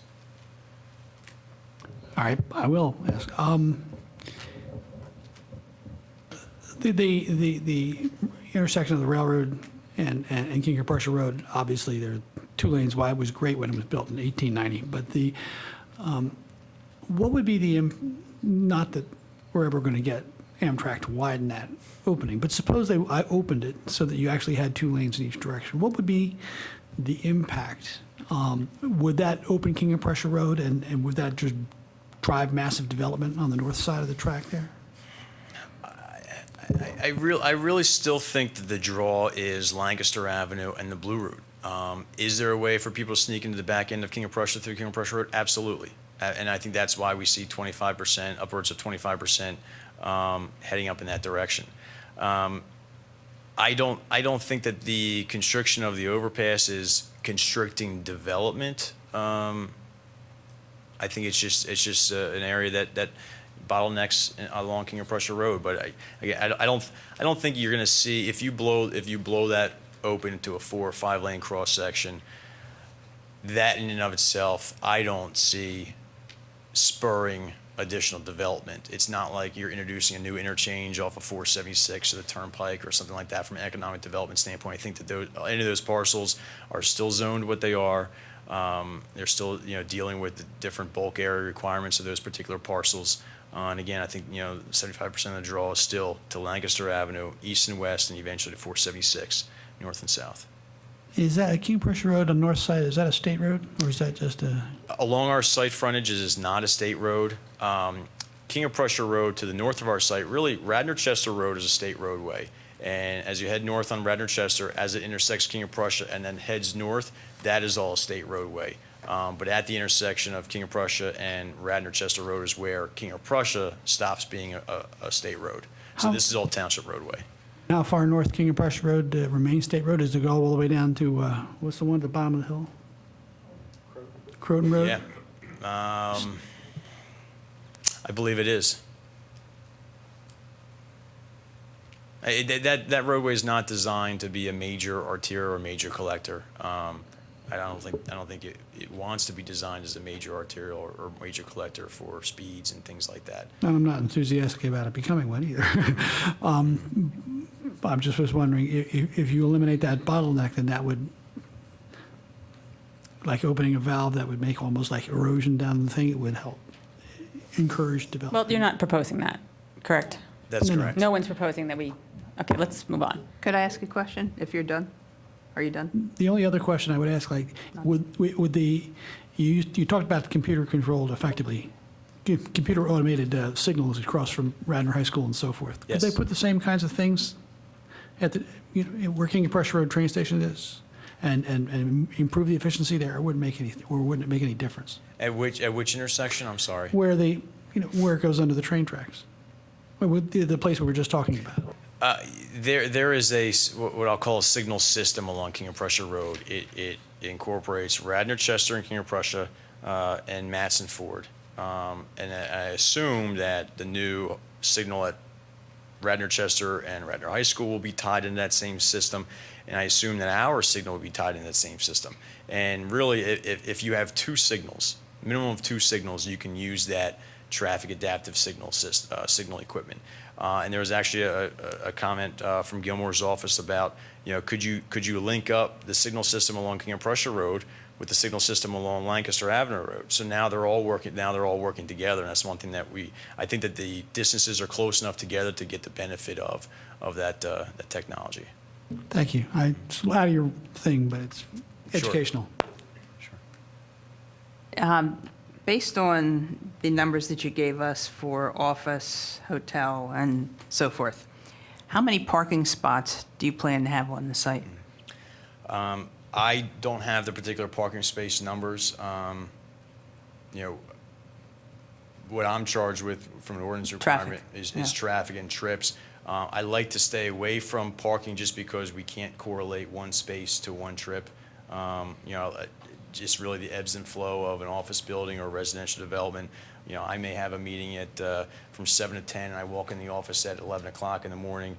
Mike may walk in at 6:30, Nick may walk in at 7:30. So that's one trip every hour, but we need 3 parking spaces. And I think that's kind of where there's a disconnect between number of parking spaces. I understand that, but I still would like to know if you can give me that number now. If not, then I'll wait until you do. I don't have those. As long as we get it tonight. But before you leave, does anybody else just have any quick comments they want to make about this before we go on to the parking? What, if any, have you done to look at a potential to maybe leave your site directly to 476? We have looked at that. There are a lot of challenges. In fact, that's one of the things that we had heard from Kevin probably over a year ago at this point. We have looked at that. The concern that I have is that it does not satisfy PennDOT's separation distance between off-ramps or interchanges, because you have St. David's, and then introducing one very close, as you head southbound on 476, very close to St. David's, introducing another one directly into the site. The separation distance isn't there. There's also if you walk the site, there's a very high grade differential. And so as vehicles come off that, there's not enough deceleration area to drop what essentially is about 25 feet from the Blue Route down to King of Prussia Road in a short distance. Actually, what I was thinking, not to enter your site, but just to exit the site. Being that way it would only really be utilized by your site. It wouldn't be, become something for a shortcut per se. And then you would be traveling up rather than down. Has that ever been entertained at all, just an exit? I don't know why, but for some reason I feel like the traffic impact is going to be more felt by the Radnor residents in the PM. I think the same principles apply in terms of separation of those ramps. If you have an on-ramp just north of St. David's and there's a heavy weave area for people coming onto the southbound Blue Route, people getting off the southbound Blue Route, my opinion is that PennDOT wouldn't approve that from a separation distance. I just had 2 quick comments. If this were to come back in a land development plan, I personally would not want to see a cross-section that's 6 lanes anywhere. I would like you to find another way to redesign that. And I think the saddest thing in the world is a median that's too narrow. That's just not what we're looking for. If there's a median, which I think is a great idea in this kind of scenario, it needs to be first class. Okay, I on to didn't parking. necessarily have an objection to what was shown. I mean, Okay. I'm just my own personal. Well, let me add my voice to that. I look at this roadway, and I realize it's a rough proposal, but I think it's just too much, and I agree with your comment regarding the greenery. It's an afterthought is what it looks like, and I don't think it's a good one, and I have a problem So when we with get that. to land development, we'll do that. Should we go back to Kathy's Yeah, I do point want to about the introduce parking? Alex Tweedy from Nave Newell, who can fill everyone in on some parking Thank you, John. standards. Thank you. Yeah, we just wanted to take an opportunity to speak to the parking a little bit. And I think a couple things to note on the plan. For the specific answer as to what the proposal that John showed on his slides of the 425 office, 350 apartment units, and a 225 hotel, that would roughly propose about 1,950 parking spots for the site. And that is in line with pretty much the proportions of the base zoning code today. What the ordinance that was in front of you proposes is that you would have to park within the zoning code and no greater than, I believe it's 5 or 10% over the minimum standards of the code, which what it does here is it targets the office complex, which typical suburban markets want 4 or 5 per thousand. BioMed in this code, because of the mixed use, has agreed to park it at 3 per thousand, which is in line with your code. We've also looked at a residential dwelling unit, which is usually 1.5 to 2 parking spots per thousand. We're proposing 1.2 because it's part of a mixed use ordinance. So we've made every effort to limit the parking spots to the minimum possible for the development. And as John already explained, parking spots do not necessarily equivalent a peak hour trip. There's staggered trips during the day that all need a parking spot on site. However, you mentioned, or I'm sorry, your traffic person mentioned that it was a very small, negligible amount of traffic that would be going onto the roads in morning peak time, especially north. 14 trips, I think you quoted. I find that very hard to believe with that number of parking spots there. Well, that's I know how you additional trips came. traveling north above the by right development options That's for the not, site. I don't believe that's what you said. No, that's what he said. He did say that? He said it's Okay, 14 I'm more. sorry. It's 25% of the difference between the by right full build-out, which they don't have, Okay. and this mixed-use development. Are you going to give us any sheets, or have you given us sheets with these numbers on it? We can make that slide available to the township. Yes, I can. You will make that slide available to the township. We will make Okay. that slide available. yes. Because, rattling off numbers at a meeting doesn't really allow it to sink in, so we can misinterpret things. And if you could put together the numbers we were talking about, with the by right, the existing, what were the other ones? The parking spaces per use, all the things we just talked Yeah. about, we'd like to have it all Yeah, In fact, in our I hands. We wanted- have short memories, and we in need to have a advance piece of the of paper. meeting, please. And actually, I wanted to ask one more statistic. Assisted living, trip generation. Assisted living trip generation is certainly lower than market rate apartment units. If a market rate apartment unit is 0.5 trips in the morning and 0.6 trips in the afternoon, age targeted, age qualified, age restricted, whatever you want to call it, is about 0.2 trips per unit in the morning, 0.2 trips per unit in the afternoon. Got it.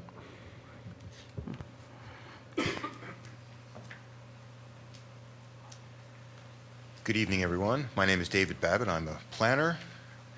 Hello, Madam Chairwoman. Long time. I'm here to talk about a different subject altogether, and that is money, fiscal impact analysis that I've performed for this site. Let's get to these, just 2 slides for this. Again, the proposed scenario, we've got 455,000 square feet of commercial development. Most of that is office, a little bit of retail. 150,000 square foot hotel with 225 rooms and a conference facilities, and 350 rental apartments with a 70-30 split of 1-bedroom, 2-bedroom units, so that translates to 245 1-bedroom apartments and 105 2-bedroom apartments. The first step is to project assessments of this proposed development, and that's based on comparable developments through much of Delaware County with a great deal of help from the Delaware County Assessor's Office. The total assessment is projected at $94 million. That, about two-thirds of that is the commercial development. That figure represents 2.6% of all township assessed value right now. We're talking about a substantial development. The demographics are based on studies by Rutgers University, which is the standard that pretty much everybody uses for this industry. Translates to about 1,569 workers on the site in the commercial and the hotel development, 517 residents in the apartments. Some residents may also work in the development, so there is some double counting there. Of those residents, 22 will be school-aged children, with 17 in public schools. There's good reason to believe that that number is going to be a lot lower. I'd be surprised if it's anything above 10. Still, it's a very low number. It's comparable to the study that the township had just done by Simone Collins. They looked at 23 school-aged children and 16 in public schools. Whether it's 16 or 17 really doesn't matter that much. The numbers are so positive. The township expenditures are determined in two ways. For the non-residential expenditures, we use what's called the proportional valuation method, which assigns a certain expenditure figure to non-residential development based on its assessment, basically. And this is a very large non-residential element here. The residential expenditures use the per capita multiplier method. So I determine what the township spends on each person each year, about $453, and apply that to the 517 residents that we project to live in this development. So total expenditures are about $362,000 each year for the township. The township revenue comes from a variety of sources. The first is the real estate tax. Wait, could you say that number again? Or is there a chart that you're looking at that we're not looking at? No, it's just text. What was that last number? $362,000 for expenditures. Well, you see the bottom line here. We'll get to that in a minute, but those are available to the township, I should say. Of the township revenue, a lot of it comes from the real estate tax, about $352,000 in revenue from the real estate tax. So just that one revenue source alone covers the expenditures for the entire development. But the big winner is the mercantile and business privilege tax. I project about $652,000 in revenue from that source, or those two sources, I should say. There are some other sources, local services tax, that's your $52 per worker per year, some money coming from the rental housing fee and such. So the total revenue is $1,146,000 a year. So the surplus, the net revenue at the end of the day, is about $783,000. That's the first figure you see on the left. That's, again, surplus money, which represents about 2.7% of the township's annual budget. So that basically represents free money that the township would see every year to the tune of about 2.7% of what it spends every year. Net revenue is projected to exceed expenditures by 216%. So this is a good deal for the township. The school district actually is even better. For those 17 public school students, there will be about $364,000 a year in expenditures. Radnor public schools spend a good deal of money per student. We know that, about $22,000 per kid. So the expenditures are about $364,000, but the tax rate for the school district, being that it is 21 mills, leads to more than, or almost exactly, $2 million a year in tax revenue from that one source. Some of the other sources of revenue, there's some state and federal revenue, there's an occupational privilege tax and so forth. So you're looking at a total of $2,062,000 in revenue, which means the surplus is just shy of $1.7 million a year. That's surplus money to the school district every year, representing about 2.1% of the school district's budget. Revenue exceeds expenditures by 467% for the school district. So whatever was good for the township is even better for the school district. So the overall combined impact, as you see on the screen, is a positive or surplus $2,482,000 a year. The bottom line is it's a significant positive fiscal impact to the township and an enormously positive fiscal impact to the school district. Now, I was asked to take a look at the alternative, which would be the existing site, land only, assuming the buildings are removed. That shows a township impact as a slightly negative number. It's essentially break even. There's a quirk in the methodology that tends to overstate non-residential expenditures for small non-residential uses. But I would consider that roughly break even. For the school district, a positive $170,000. That's just the land. That's really not very much. Again, that's put up against the proposed development, and you see the difference is rather substantial. The difference between the two is $2.3 million a year. I'd be happy to answer any questions. In your calculations, did you zero out the existing tax that is paid by the Zero? site? No. So this is net, I guess? Yes. Okay. When you're looking at these numbers, are we to assume that, when we're looking at these numbers, are we to assume that you're saying that, all of these spaces within here are leased out or rented out, are occupied, and that's how this money is being generated? Are you assuming it's fully occupied? Yes. However, I will also tell you that because there is no earned income tax in this township, the township and the school district will receive an awful lot of money even if the spaces aren't fully occupied. In other words, the occupancy of the buildings doesn't necessarily generate a great deal of revenue. It generates a great deal of expenditures, but not necessarily revenue. So, and maybe this is a question for the staff, but if we have, it feels like we have a lot of properties in Radnor Township that have been built recently that are not being occupied or have had trouble maintaining tenants, so I'm wondering, do we know what the need is for this type of thing? Or do we find that most of our rental units in Radnor Township are full and it's hard to find something? Or do we, because I see that like where the Staples was over by, that took place of the roller rink, and you can't keep businesses in there very long and it's always unoccupied. How do we know that, where's the need for this? Has that kind of information been? I think you'd have to turn that to staff. Okay. Do you want me to re-say that again? No, I don't think that, well, I know staff has not looked at that. I think early on that the applicant BioMed has come in and they had demonstrated or shown that they believe that there was a need for this type of mixed use. Primarily, initially, it was the office. And, the applicant can get into, his findings from that standpoint. The Staples site, I think, is a unique issue because of location and visibility. It's tucked back into back of a shopping center that you don't know it's even there. So I think that there's some obstacles from that. In my experience, I don't know that we have a great deal of vacancies elsewhere in the township. There's a few buildings that become vacant. It's a matter of months before that they're reoccupied. So we are seeing a lot of infill development and redevelopment of those sites with tenants coming and going. Just to kind of add to what Kevin said and to answer your question, through my experiences, I believe Radnor Township is greatly underserved by what we call workforce housing, which means people that work in Radnor Township afford to live in Radnor Township. So that's number one. And I think our residential provides that solution. A very nice, luxurious, a lot of the existing apartment units in Radnor Township are very dated, very inefficient, have 3 bedrooms, which attracts children. And our site is 70% 1-bedrooms. We also will have what we call furnished suites for if someone's in town for the 1.8 million square feet of office that does exist, they'll be able to stay there for 30 days if they're coming in for training at Lincoln Financial or wherever.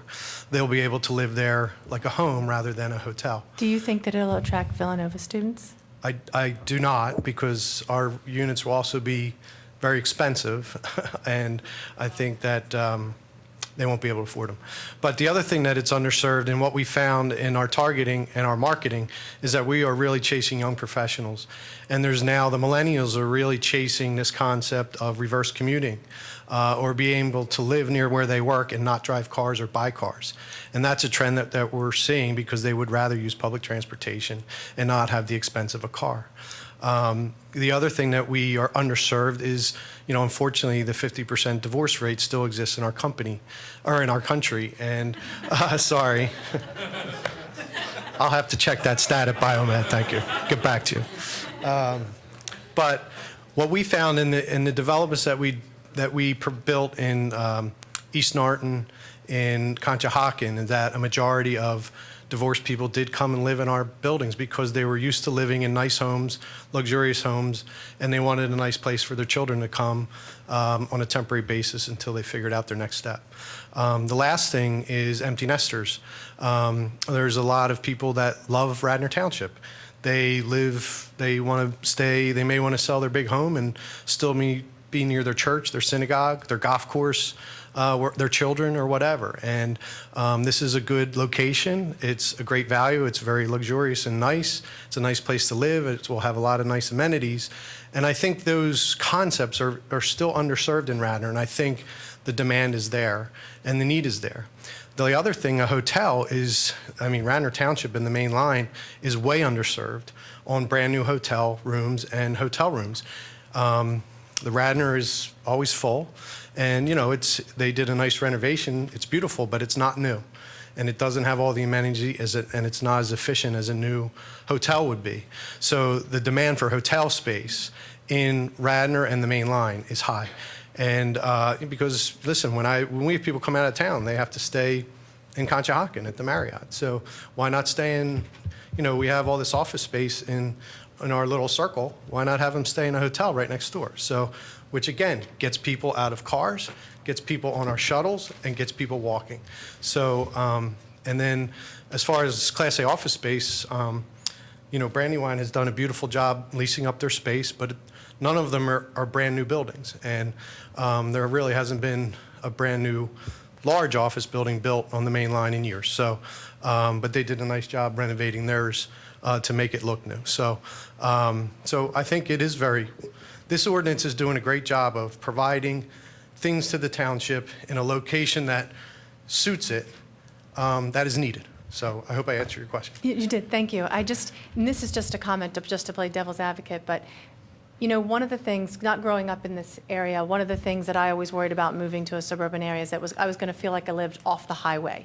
And when I moved to Radnor Township and off of Route 30 and realized that we don't have a lot of big hotels and we don't have places that attract the transient person, I thought, wow, you know, I can live near a highway, a major thoroughfare, and not feel like I'm living just off the highway. Remember when you travel with your family and you stop, let's just stop off at 95, and it's congested, and people coming through have no connection to the area, and they're just passersby, and you don't know their faces.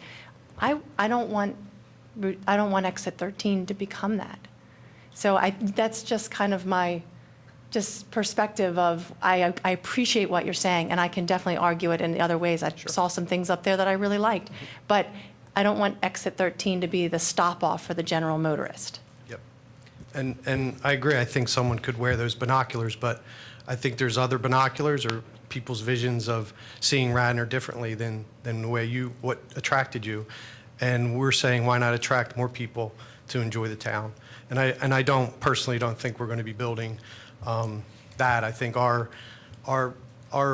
development, and I think the development, the way the ordinance is written, is to keep it green and lean and take advantage of the train, leverage a TOD concept, and really build a part of the town that is needed. And most other towns do have it. Are you planning like hotel signs and corporation signs that can be seen from the highway? Kevin wrote a very is well-written, strict sign ordinance, but yes, there will be some signage that is not like, it's very classy, I would like to say, way to do it, and it's not a lot. So there will be some signage that you can see, because that's what, you know, you have to, the people that want to lease space or build a hotel, they at least have to see one sign from 476. But it's all focused on 476, and Kevin can touch on that. You know, in the midst of all this, it strikes me that the mixed use is certainly a huge improvement over the first plan. Right. Is there a third evolution where there's no office space and it's all hotel? Surely you have that assisted living and. Well, I think the ordinance forces you to mix. No, but I mean, would it make economic sense to you because you're evaluating needs? Mm-hmm. Do you have to have new office space at all? Because that would certainly solve the traffic issue somewhat. Yeah, I think economically or fiscally, representing my company, we do need some of that, just to be candid, yes. But could other people develop zero office space? Sure. But under the ordinance and your proposal, you're actually going to get more or less what the by right is now. And so the hotel and the apartments are like the bonus, so to speak, or free. Maybe, you know, does it have to be that much office? I mean, this is part of the density problem we're going to have going forward with this.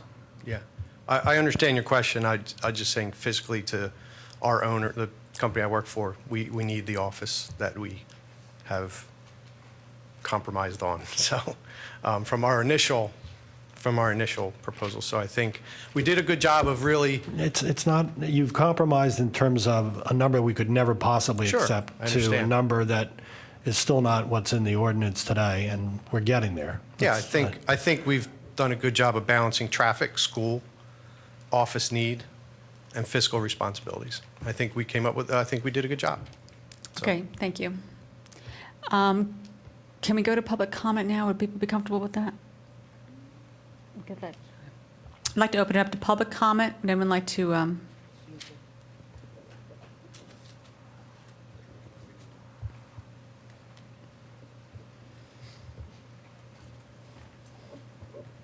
We might need some of those. I don't know. Good evening. I'm George Brosman. I'm here this evening for my partner, Mark Kaplan, who could not be here. We're representing Brandywine Realty Investment Trust.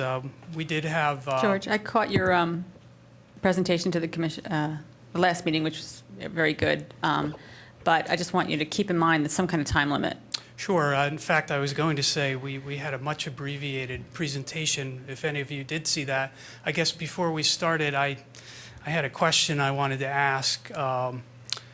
I think Mr. Kunda brought this up. I'm a little confused about what ordinance is being reviewed tonight. I haven't heard anything about an ordinance yet, and I know there was a draft that we were talking about last time when we were in front of the Board of Commissioners in September, and then there was a draft that Mr. Kuchansky sent out Friday afternoon at some point.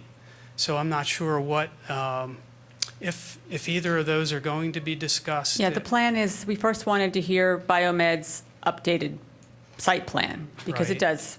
it is impossible to separate it from the ordinance. And then we're going to be looking at two ordinances tonight, and possibly voting on two ordinances tonight. One, the one submitted by the applicant, and one, a revised one from our staff. Okay. So will we have a chance to comment on the ordinances at a later time? 'Cause we Yes. haven't heard those yet. I mean, we've reviewed the original one, of course. We did a very quick initial review of the one that was sent out on Friday.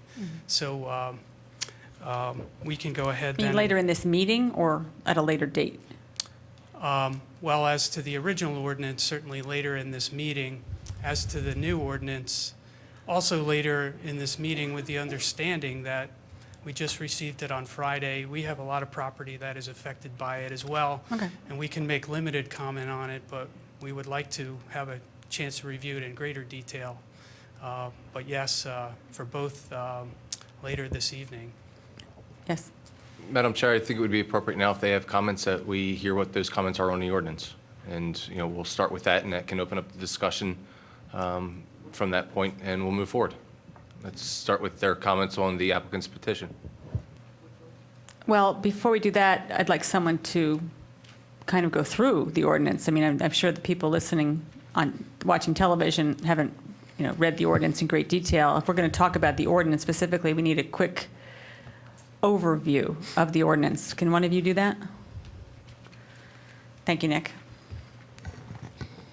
I believe you've seen this. Basically, as Mike has stated, this has been developed from an office-type use to a mixed-use development. And there's May I question which one we're talking I'm about? talking about the ordinance draft proposed by The one we BioMed. received 10-1 that says, It would have been, the bottom date would be 8/14/2013, I believe. all right. That is basically the ordinance that the Board of Commissioners saw, and then the township has Does it look like prepared this? revisions. Does it say 8/14/13 at the bottom, Julia? Yes. Yeah. Okay. That's the one then. And this actually was prepared with input from a number of sources, including, of course, BioMed, some of the neighbors, some of staff. And so there's a good deal of input on this ordinance as well. And as we mentioned, it evolved from an office-type use to a mixed-use development, and a number of uses, as John has mentioned, that are very traffic neutral regarding it. So, and those uses are listed there. which include office use, of course, but include, as I said, many traffic-neutral type uses as well. The dimensional requirements, again, I believe you've seen this to some extent previously. It is very similar to what currently exists today if you're measuring it from the middle of the road. But you've heard testimony, too, that BioMed intends to actually increase the right-of-way and the turn lanes there. But as far as the setbacks are concerned, they're very similar to the middle-of-the-road setbacks that you would see today. The one requirement that we had was regarding height, and you recall from the very beginning, we were intending to have the buildings no higher than the existing equipment towers on the lab building, which is currently 91 feet. And that's the ordinance that you're looking at right now provides for a base height of 91 feet. You'll notice that the township revisions provided for a lower height, I believe 75 feet being a lower height with bonus densities up to a certain amount that you'd be able to increase that height. Again, there's buffer and landscaping provided in this proposed ordinance. Much of the parking regulations are similar, except for the fact that since it's an apartment-type use, we had 1.2 for parking for dwelling unit in the apartments, which there was previous testimony, not tonight, but other times, regarding this is very standard for this type of use. But you also heard testimony that the parking numbers are pretty much according to current code as what we have. And I believe Kevin's ordinance, or I should say the township's ordinance, provides for a maximum number of parking spaces. I believe it's either 105% or something of that nature over the permitted use. In our regulations, we talked about this before, we kind of introduced a new code situation in the township, that being FAR.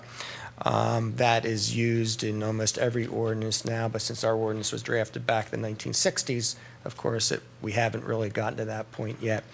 But we used the FAR type calculation, and we had one-to-one FAR calculation, site area to building area. Now, again, Kevin reduced that, I believe, down. His base now is 70%. And again, he has some bonus densities in there to achieve a higher amount. We also stated in the ordinance that you were only allowed a maximum percentage for certain uses, such as office use, retail use, which are the most traffic generators, and then certain uses regarding the hotel use and the apartment use as well. In the proposed ordinance that you're looking at now, we had one-bedroom dwellings comprising 60% of development. Again, that was to keep down school-age children as well as traffic. I believe the township ordinances calls for 70% as far as one-bedroom development. We also realized that it was necessary to have a mixed number of uses, not just one use. So we provided that if the site is over 10 acres, you would have to have at least a minimum of 3 uses provided in the district, that it couldn't just be one use, or you couldn't just develop it as office use or develop it as office and retail use. You would have to have a minimum number of uses in order to reduce the traffic component of it, as well as having the reduction in the FAR and is in the percentages of the FAR. Finally, our ordinance provided for a transportation demand management plan that was part of the conditional use. And I note, as you well are aware, that the township ordinance now provides for something different than that, and they refer to bonus densities and refer to traffic bonuses that you may receive if you do certain traffic improvements. As to the township ordinance, Kevin's going to go through all of Okay. that. Yeah. So if you could just do the applicant's ordinance, that's fine. And any questions certainly would be entertained now. The one question I had was, how did you come up with the estimate of the number of students? That was done, David, do you want to?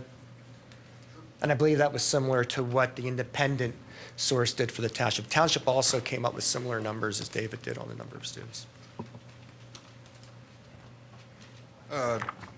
there's studies put out by, oh, here we are, Rutgers University Center for Urban Policy Research. I'll be happy to give you this one.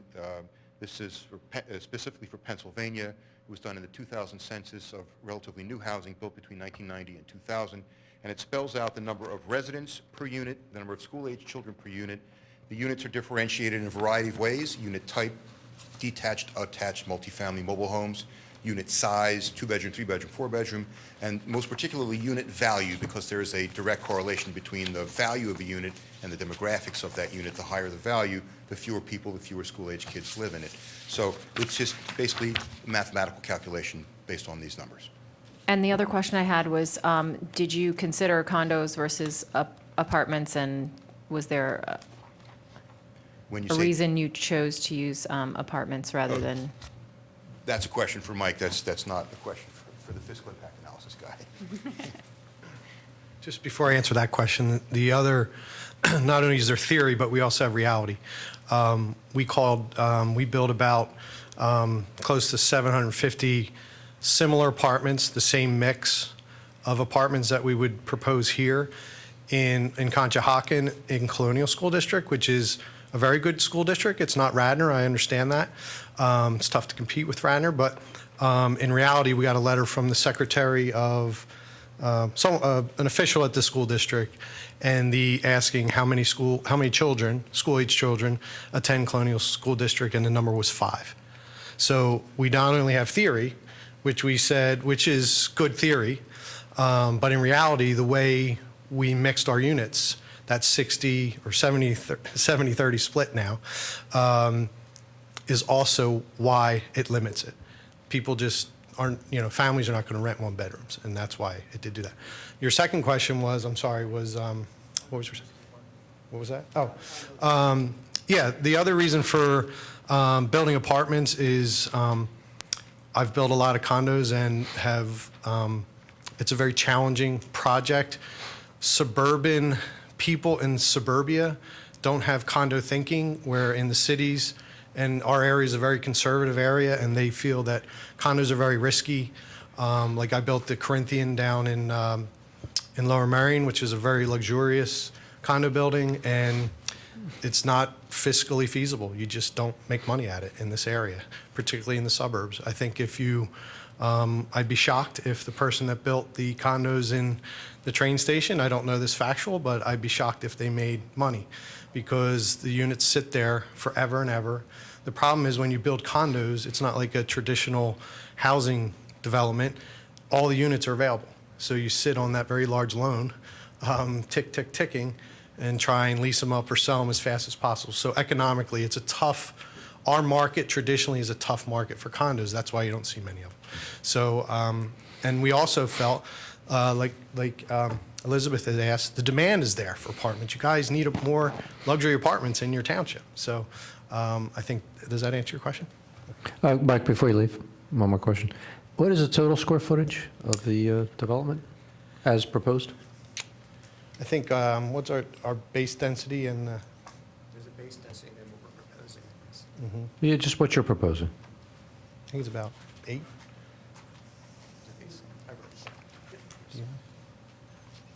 The total that we're proposing is approximately 820,000, and with the bonus, it would be approximately 920,000. So the plan you put up of 425, 350, and 225 units is 9 or 8? Which one is that? That's the 9. That one is the 9. 9, what was that, 925? 920. 920, okay. Just a couple more quick comments about the ordinance. On building area and impervious coverage, the proposal that we proposed actually has the same percentages as the current PLO ordinance. So we're not increasing impervious coverage or building area in the proposed must. And I noticed the township even reduces that even more than what the current PLO ordinance provides. Thank you, Nick. Okay, I think we should take a 5-minute break, and then we will get back to public comment. All right, thank you.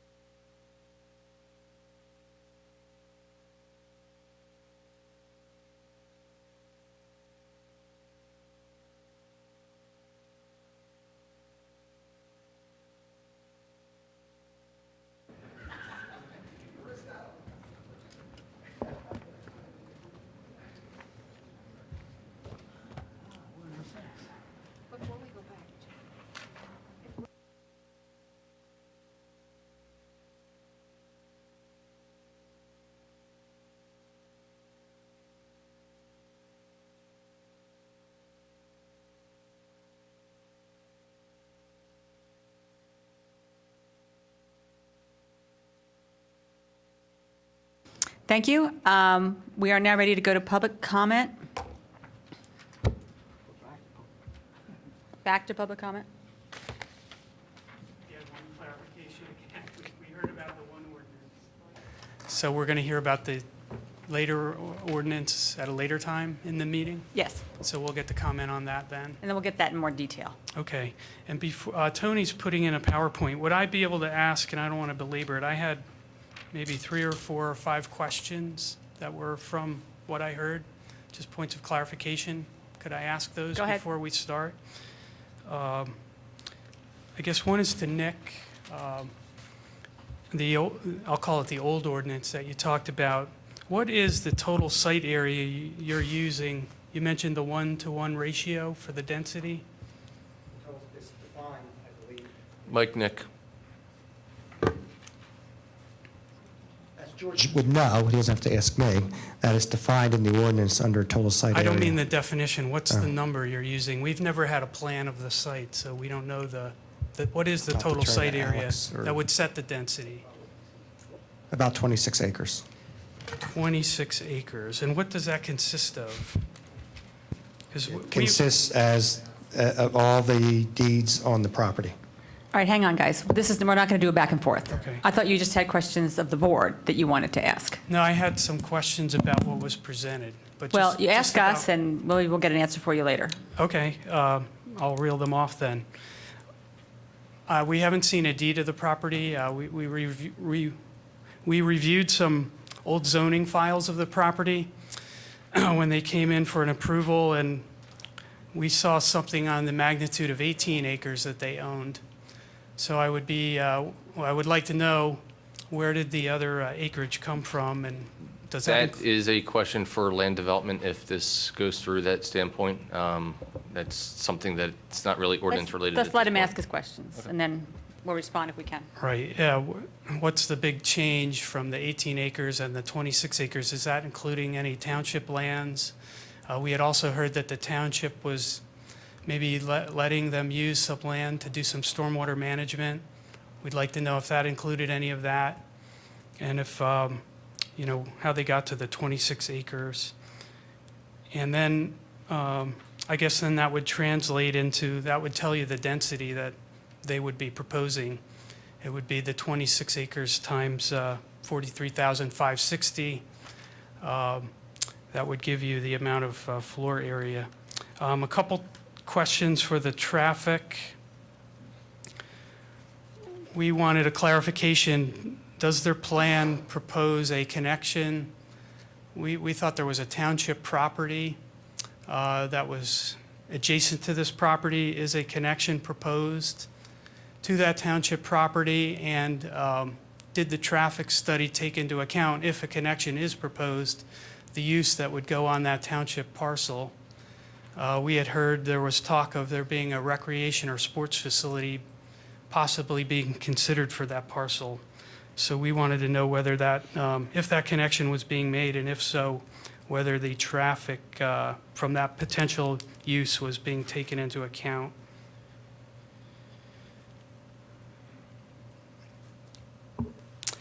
We wanted to know, we saw the slide, the traffic slide with the trip comparison. We wanted to know exactly what reductions were taken, because when I totaled up John Witchner's numbers, when Mr. Kunda was asking for all the variables, I did a very quick back of napkin calculation based on the hotel, the apartment, the office, and the retail. I was coming up with over 1,000 trips. They had 600, but we would like to know what the reductions are, how much was for transportation, how much was for internal capture. I think you asked this question, but I had it in my notes too. What is the breakdown of the parking spaces, the 1,950? What is each allocated to? I had a question about the one-bedroom apartments. How will we know they're one bedroom? Will there be other rooms in those apartments that would be capable of being used as bedrooms? And how that will be enforced by the township?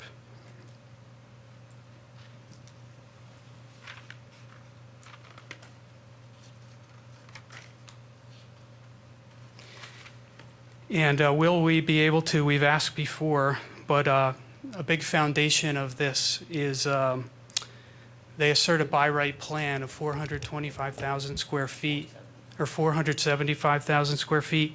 We've asked to see that by right plan. We would like to see it. We think you should see it. We don't think it's correct based on the analysis we've had to do. It appears to me they obviously have a proposed plan. Mike Devine was even talking about the signage that they're going to have. We'd like to see the proposed plan. We've asked for it. We think you should see it. We'd like to see the traffic study, or the traffic said it wasn't complete, but what has been submitted to the township. We'd like to see that, and we think you should see it. Same thing with the fiscal impact study. All we've seen is a one-page with 3 lines. Mr. Babbitt was reading from text. We'd like to see the fiscal study. We think you should see it. So that type of information. We will have other questions, I'm sure, but I would like to have Tony load up our PowerPoint and we'll go through our presentation. Okay, thank you. Just to point out, those are all land development questions. The issue before this A lot of planning the things commission. we've talked about tonight were land development issues, and I think that Yes. some of those are reasonable questions, given what we've been But talking a about lot of, tonight. but to nail them down now, they haven't done an engineered plan. I mean, they at best, they've given us a conceptual sketch. We Yeah, haven't even seen that. Well, for So- instance, they've talked about a by right plan allowing 475,000 square feet. That conceptual sketch has been up on the website since early September, Okay. after the petition hearing on September 9th. To say that they haven't seen it, it's been available for public. We discussed at that meeting Good. that is available on the website. So it is up there for public viewing. Which plan is that? The conceptual sketch that you said that they had not provided. For the by right plan. The by right plan or the? The conceptual sketch that Proposed you just plan. asked about. I've asked about 2 plans. The conceptual sketch that you just asked about is up on the website. He means the proposed No. development, right? The conceptual sketch is up Of on the a website. proposed development. Yes. Okay, and I disagree with Mr. Nelson. I mean, some of the points could be land development, but remember, you're being asked to change the zoning here. And the premise of a lot of their points on changing the zoning and the traffic is, well, we have this by right plan. Nobody's seen it. And they're telling you all of the benefits of if you adopt this ordinance. And we haven't seen it. Maybe the township has, but I've never really been to a presentation and never been able to see the backup data. I've just never had that happen to me before, but I don't want to belabor that. Don't feel bad, we haven't seen it either. I can at least address the by right plan because that has been reviewed by the township and it has been approved by the township, 475,000 square feet. I can hand up the letter to the board if you wish. I'll give George a copy. Thank you. I'm sure we can. I have a question for staff. I'm really getting upset that we're hearing about things for the first time tonight and we've not received this. Thank As you. far as I know, we haven't received it. We got a second ordinance on Friday. We got Kaplan's plan for Brandywine Realty, which has explained a lot more than anything else we've received tonight. We saw Strafford, 115 Strafford, many, many times. And it's a small subdivision compared to what this could do to the township. And I'm upset that we are being pushed on this without having adequate information to make a decision and adequate time. Well, you can choose not to be pushed. We're going to continue through the process. No, but I'm getting upset. This is happening too often. Oh, that you feel too much pressure? And the way we're going with this, this has never happened before with huge developments coming in. And we are not given sufficient time and materials to go through this. Kathy, again, just like last night, I have to disagree with you on that because this again has been with the township. But not for- before us. For years. Not before us. Nick, this is a completely new plan. The mixed use is like a change of the last 45 days. Anything that happened before is, we did see stuff before. We did see you here before, but this is new. This is new. That's why we have to ask trip generating questions because we don't even know that. Sure, yeah, I understand. And Nick, the biggest problem for me personally is it's not just this BioMed development. I mean, it affects significant amount of ground in the township, and I mean, I know Kevin has done this analysis, which I got last night at 11:30, and I went to bed, and I went up, and I worked all day, and I came here, and I did not have time to review it. So that's my biggest concern. I think we can work through the rest of the land development issues. We're going to have to pare things back or whatever, but my concern is, what is this impact to the rest of the township? And I don't, And I mean, I'll look at it, but, and we'll hear. I believe to some extent. Hang that's on, gonna Nick, be because this answered is more of an internal problem we're having. Okay.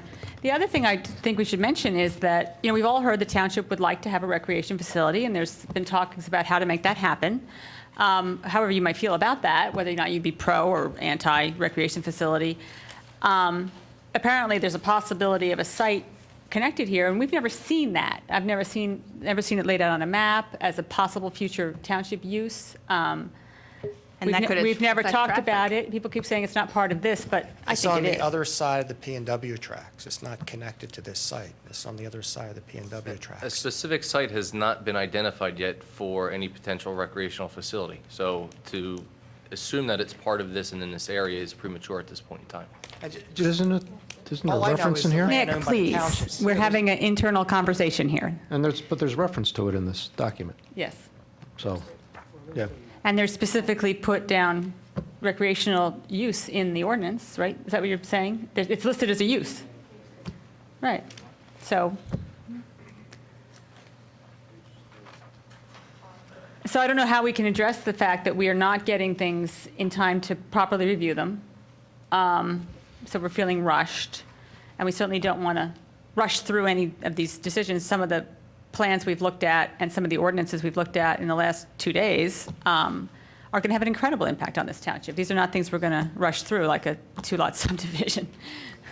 Well, I think that the sense of the group is that, and I join in saying that, I don't feel like we're getting enough information to seriously consider an issue as big as this project is and the we're in the- repercussions. But of course, we're in the process of getting that information. But We we're got getting it- some of it tonight. We're waiting for the traffic and the, Well, my sense is we're getting it on the fly, and it's really difficult to sit here and in a cogent manner evaluate what we're being handed and dealt with. I mean, your comments that we got this late last night, and I'm not faulting anybody for that. I mean, the days get filled up. Nonetheless, impacts our ability to fully and completely understand what we're looking at and what the implications are for the township. And I don't think we necessarily have to push ourselves ahead and perhaps be going nowhere because we don't have sufficient information. What's the Well- total acreage here? And the, What are we dealing with total acreage-wise? I think they just asked that question, George did, whether it's 26 or 18. Or do the you total mean? acreage for the zone or the total acreage for their property? Well, All the pieces together, what is the total acreage? I can go through that in my analysis because I've done a build-out analysis for this ordinance amendment from staff's recommendations to every parcel in the PLO that this would be applicable for. What is in front of you is as a direct result of input that staff has received from this planning commission at previous meetings from your comments of what was in front of you previously, as well as comments from the Board of Commissioners from when they had it at their zoning petition hearing, as well as comments that we've heard from various other property owners in the district. So what is in front of you is new because it's different, but it is in direct response to your previous comments. I will go through all of those comments in specific detail. One of the things that we had heard was that you wanted to build on analysis. That is what has been provided to you and is something that I will go through in detail to explain not only what each individual parcel could be built out by right under the applicant's proposal, but also then what staff's recommended changes would be. So this information is not really new. It's just changing because it's in direct response to your comments and concerns from previous meetings. and, Kevin, I just want to jump in for everyone at once. This is pleasant and refreshing to have more information sooner in the process, like we are tonight, because of your work that you did. And I wish we had that in the same way, perhaps, on some of the other major things we've been doing. I mean, a direct, literally from you. I mean, I value what you did here, and I'm looking forward to your review right now. And we're working on that for all of the other proposals. We're just chipping away at the pile one chip at a time. The negative is, of course, we've had 3 or 4 meetings on the other proposals, then we didn't have that. So we're making progress. Okay, let's go. Good evening. I'm Tony Zaccardi. I'm Vice President of Brandywine Realty Trust, and I run the Suburban Development Group. I thank you for the opportunity to come before you this evening, and I will promise you we're not going through the entire package that we delivered to the township last week. I'm sure you all. timing you. You're welcome. I'm sure you all know very much about Brandywine, but we do own about 1.7 million square feet here in the township. I'm assuming we're the largest property owner and the largest taxpayer in the township, which consists of both the Radnor Corporate Center, which is in the PLO zone, and the Radnor Financial Center, which is in the PB zone. I want to make it clear up front that we're not opposed to a redevelopment of the BioMed site. We are opposed to the ordinance that was presented by Nick, that was earlier presented to the commissioners in terms of its density and more specifically the traffic impacts throughout the whole zone and how that would impact our ownership of the properties that we have here in Radnor. And it's pretty well detailed in the printed copy of the PowerPoint that you have. So we're not going through all those pages that was presented to the Board of Commissioners that we provided to you as additional information. We're going to highlight about maybe 6 sides to keep it short. At the request of the commissioners, specifically it was Kevin Higgins, who wanted to know what our comments were to the existing, we'll call it Ordinance 1, I guess might be the best way to handle this. We, rather than choose to perhaps do what Kevin Kachansky has done in terms of rewriting the ordinance, we wrote a different ordinance. We wrote an ordinance that we felt would be traffic neutral and that would provide for the redevelopment of the site and also provide for some bonus provisions in there as well. That ordinance was also submitted to you in the package last week, and obviously you have 3 ordinances before you if you really want to think about it, not just 2. So we would hope that you would at least give that some consideration as you deliberate the issues that are at hand on the redevelopment of this entire zone throughout the township. So I'm done talking. I'm going to turn it over to George, who you all know, Dennis Glacken from Glacken, Thomas and Penzac, who was the planner that we engaged to analyze all of these ordinances and potentiality as it affects not just us, but the other, or the BioMed site, but how it affects the other components of the ordinance area, which we own 2 large properties in that area as well.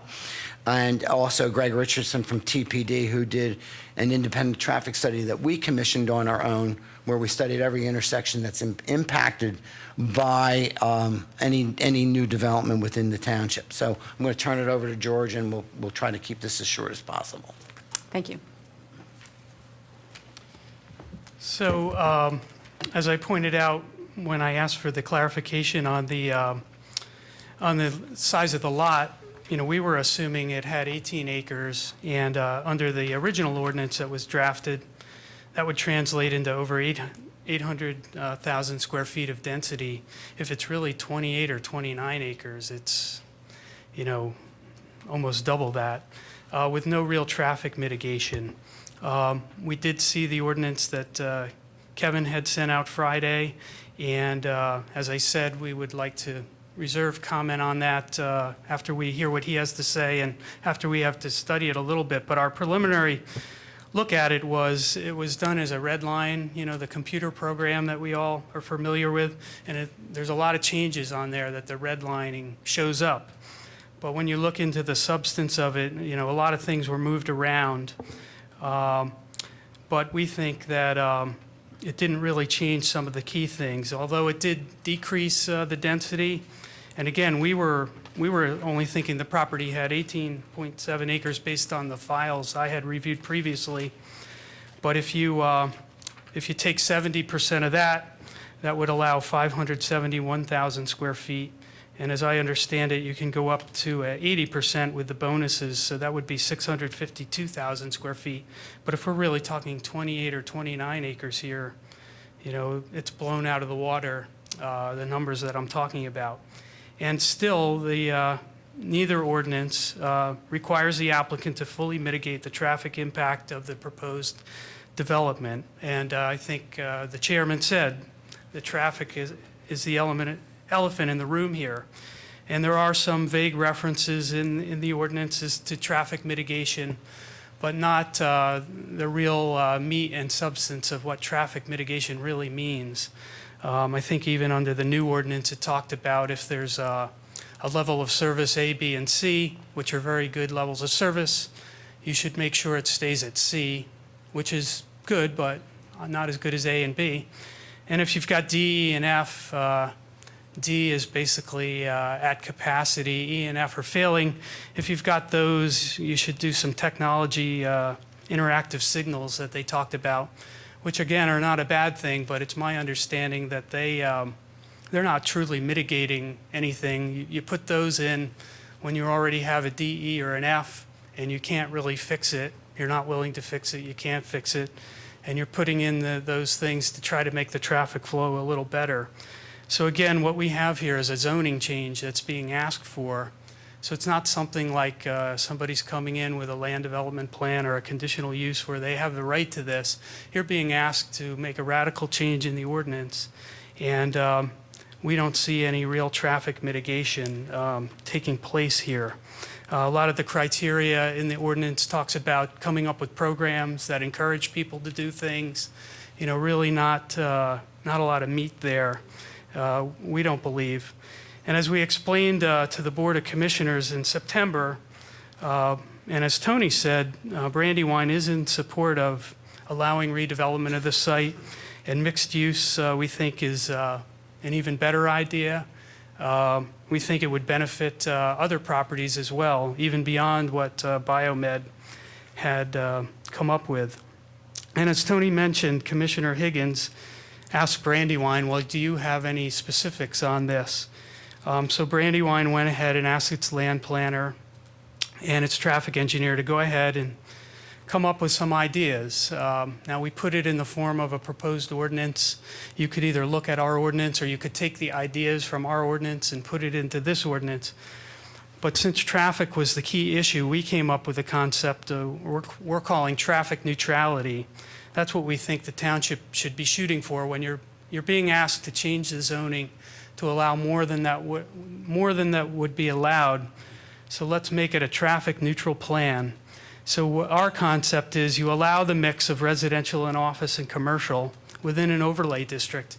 And the reason mixed use came up was, from what I've heard in the comments, to try to get the traffic reduced. So we've come up with a structure where we're not just taking our best guess at it. We've came up with a structure where it can really be analyzed. And what we're suggesting that be considered is that you put in the ordinance, and what we did in our ordinance is you make a submission of a yield plan be a requirement, and a real plan, a plan that would have zoning analysis and those things on there. And you come up with that yield plan, and then you do your traffic generation based on that. And then you come up with your proposed plan, and you say, I'll do a plan with mixed use, but it'll have the same traffic generation characteristics. So that's the way we think it should be done. And we provide for a bonus over and above that if you can do traffic mitigation. And we came up with a lot of greening ideas. We had heard that from the commissioners, that they like that idea. So we thought that could be incorporated into the ordinance as well. So I'm going to ask Dennis Glacken to come up and show you some of the things he prepared, how those are implemented in our ordinance, and or those ideas could be taken and put into what you would craft. So Dennis, could you come up?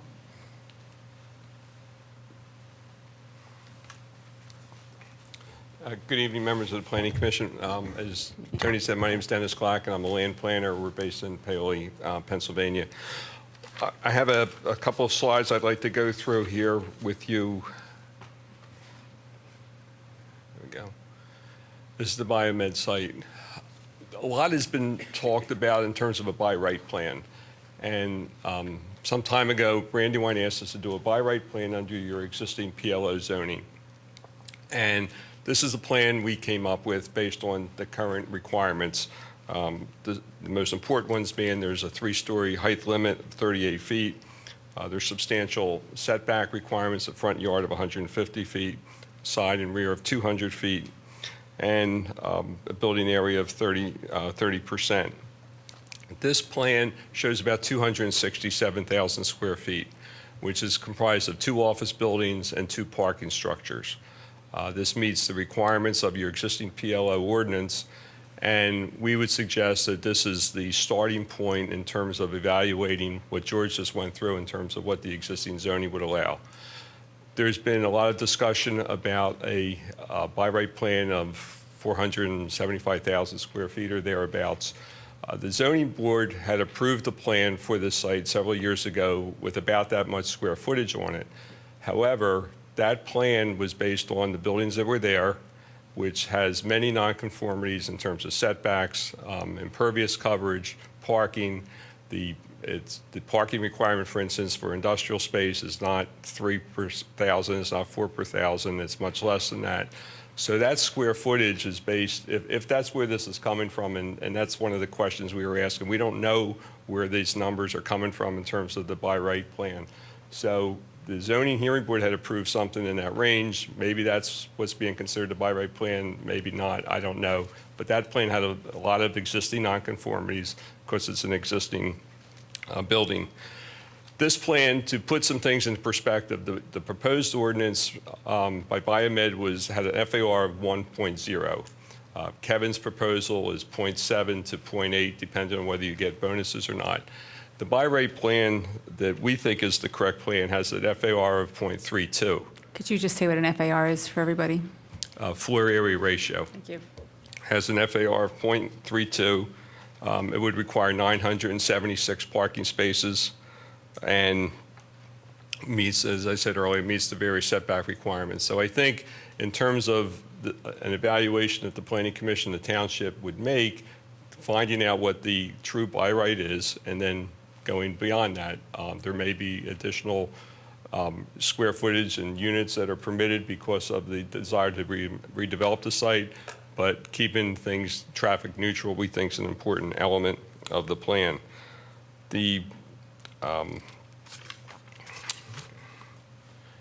And here are some of the numbers that go along with that plan. There's about 267,000 of office, which is the principal use permitted in that zone, 2 buildings, they're each 3 stories, 2 4-level garages with 605 spaces and about 434 surface spaces, which is 1,039 spaces. And I would just ask you to consider how you would fit the required parking for 450,000 square feet on a site like that and provide the necessary parking and staying within all your height and coverage calculations. A second plan that we had prepared, and this goes back even further. This was probably the first plan we prepared, and it was done before the current ordinances are before you. I was asked to look at the site, what would be a reasonable mixed-use development of the site, and how would it lay out? So this does not comply with any of the proposed ordinances that are before you, but I think it gives you a reasonable idea of how a mixed use could work on the site. This particular plan has about 465,000 square feet. So we're into the area of what is claimed to be a by right use, but is, again, about 200,000 square feet more than I believe is the by right use. This has an FAR of 0.57. So again, keep that in terms of when we hear numbers like 0.7, 0.8, and 1.0, this has an FAR of 0.57. We were proposing 4-story residential buildings, which are the yellow buildings on the top of the plan. Office, the one building on the far left of the 4-story building, and then two mixed-use buildings, which would have office and retail uses, and the blue represents a hotel. Just to clarify, I'm sure there are people watching us on television who don't understand what those numbers mean. Like, what does the 0.5 mean? Or the 1.2, the floor area ratio? People need you to explain that.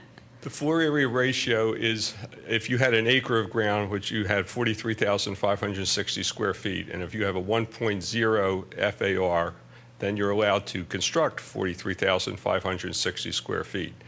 And what happens then is your ordinance will limit how high it can go, the coverage, and you may or may not actually be able to achieve that number, but that's how it works. So if you have a 10-acre site, it's 10 times 43,560, and that's how many square feet of space you would have, whether it's office, whether it's residential, retail, hotel.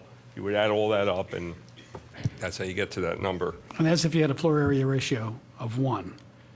That would be a 1. And it was, say, 0.8, then it would be, in the situation you were talking about, something like 350 or 380,000 out of the 435,000 times 0.8, would just be the number of square foot you would be allowed to build, right? Right, it'd be 0.8 of the, let me go back to my acre calculations. Okay. If you had 43,560 square feet on 1 acre, 0.8% of that would be 30,000 some square feet. And multiply that times however many acres we're talking about, whether it's 18 or 26 or the 131 that's in the total PLO zone, which is, again, something that I think one of the members of the board asked what the total acreage in this is.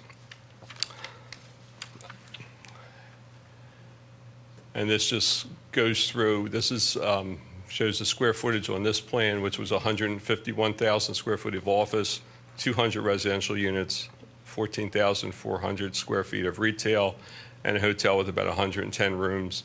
And it had a little over 1,000 parking spaces under your ordinance to meet those uses.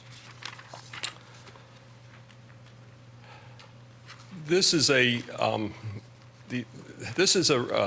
fiscal summary, a little more detailed than what David had given you. And in the package we had sent you, there's a lot more detail in there in terms of the numbers. And really the purpose of this is to illustrate to the township that the township and the school district could still achieve a fairly substantial net fiscal benefit under a variety of plans, redevelopment plans. The column on the far left has the by right plan under the PLO zone, and it shows that, again, and I'm happy to go through the numbers in any kind of detail that you want, but I'm seeing heads shaking no. But the net fiscal impact's about $1.4 million. If you went with the alternative plan that I showed you with the mixed use, with the office, retail, hotel, and residential, it's a little over $1.8 million. And we had even done a plan, which I don't have on the PowerPoint, with no office, but just mixed use of residential, retail, and a hotel, and that was about $1.3 million. So these numbers are substantial. They're obviously nowhere near the numbers that BioMed had quoted because of the increase in density that plan was proposing. But I just really want the township to understand that almost in any redevelopment proposal that's been discussed here with the mixes that we're talking about, there would be a benefit financially to the township and school district. So in terms of your consideration of whether the 0.7 is the right number or the 0.1 or some other number is the right number, please keep that in mind, that there is a fiscal benefit to all of these plans, I would say, and given the mix requirements that you have in the ordinance. With that, I'm going to sit down unless you have any questions of me and ask Greg Richardson just to review this one chart which deals with traffic, which is obviously the most important element tonight. Thank you. Good evening. Again, Greg Richardson from Traffic Planning and Design. We've been retained by Brandywine to perform an independent study, as George had referred to. And I won't keep you very long with these numbers because, as you can see, with the different plans that you've heard tonight and that you've seen, heard about, it can be a moving target. When you're talking about a by right plan of 267,000 in our viewpoint versus the 475, sometimes you can't make an apples to apples comparison. But one thing that that George brought up is the importance that we are able to take a look at their projections, the assumptions that they use in their traffic study that they produce for the township. And we've heard about traffic demand management, which is alternative means of accessing a site, a credit for reduction in traffic for being close to a train station, as well as an internal use, uses that complement each other. Working in an office right next to where you live, you will have some benefit from that. When we were looking at an earlier study that the township was provided with, the applicant had provided a reduction of around 7%. Now we're talking about somewhere upwards of 25%. So, we're not disputing those numbers necessarily because we haven't seen, the assumptions. And I know Mr. Witchner well. I've worked with him in the past. He worked with my firm.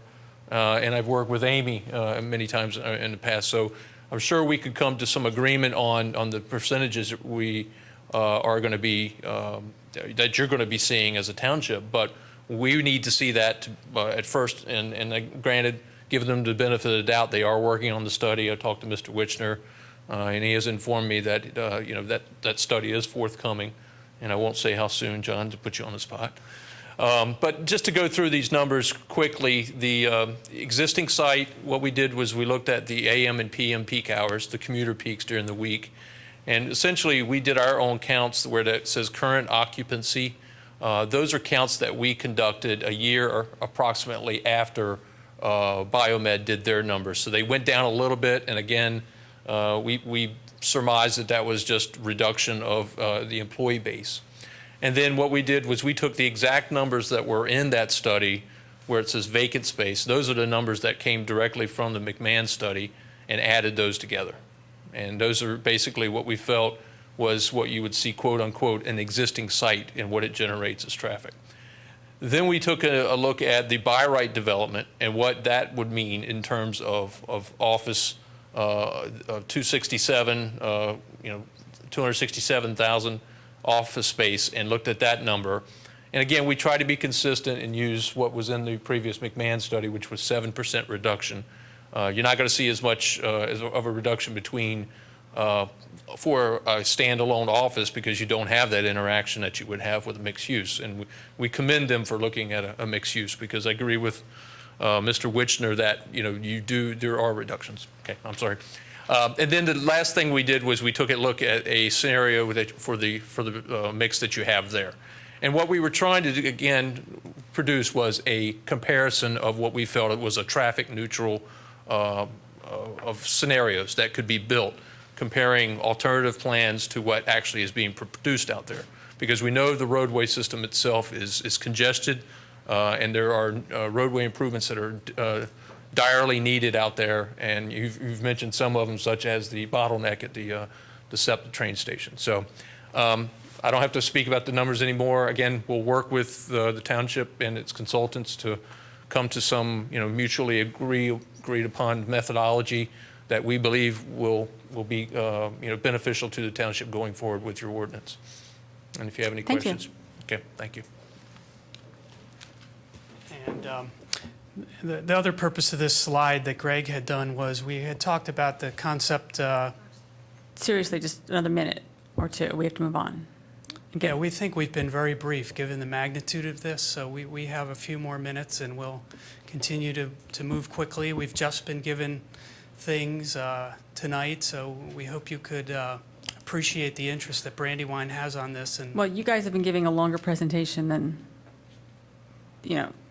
anybody else so far. And we really do have a lot to cover. So I'm just asking you to be as brief as you yes, can. I'm trying to be. And concise. The other reason we showed you this was, as I mentioned, how you could do an ordinance that is traffic neutral. What you do is you come up with what is the by right, which we think is this, and that gives you your trips, and then you come up with your alternate plan, and this is in the ballpark. It's not totally on board, but you could do something along this magnitude and be traffic neutral. You could go up a little bit if you could get some of the bonuses. And then to sum up with what Dennis said, what we tried to show you with his slide under this traffic neutral idea that we have with the financial analysis is, there was certainly a larger financial analysis shown by Mr. Babbitt. Again, we don't have the study, so we can't verify that. But you're being asked to, for that larger financial analysis, a very, very large amount of density with no real traffic mitigation. Our slide shows you that you could do something more traffic neutral, give a bonus, get some greening, and still get a very good increased revenue. With that summary, I would like to ask Jim, I would like to just put up a couple plans on the board here, if he could switch. This goes to something Dennis had talked about, and I had mentioned that I had looked at the files for the BioMed site. So this is a BioMed plan that I got in November 2007. It was Exhibit A5 in a zoning hearing board case. And this is some of the things we don't understand, that you can clearly see here the size of the property, 18.73 acres, and it seems to include everything that we thought of as being the property. Now, there is a small piece down here, so that was one of the questions I asked, is that one of the pieces being added? And but that certainly wouldn't bring you to 29 acres. The other thing Dennis mentioned, and I'll say this briefly,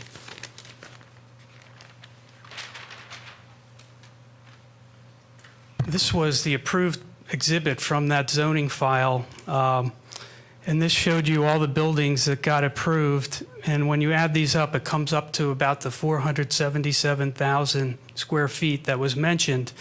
What is very critical, though, is that the parking analysis, the bulk of the parking, or the square footage, is the existing research building of 228.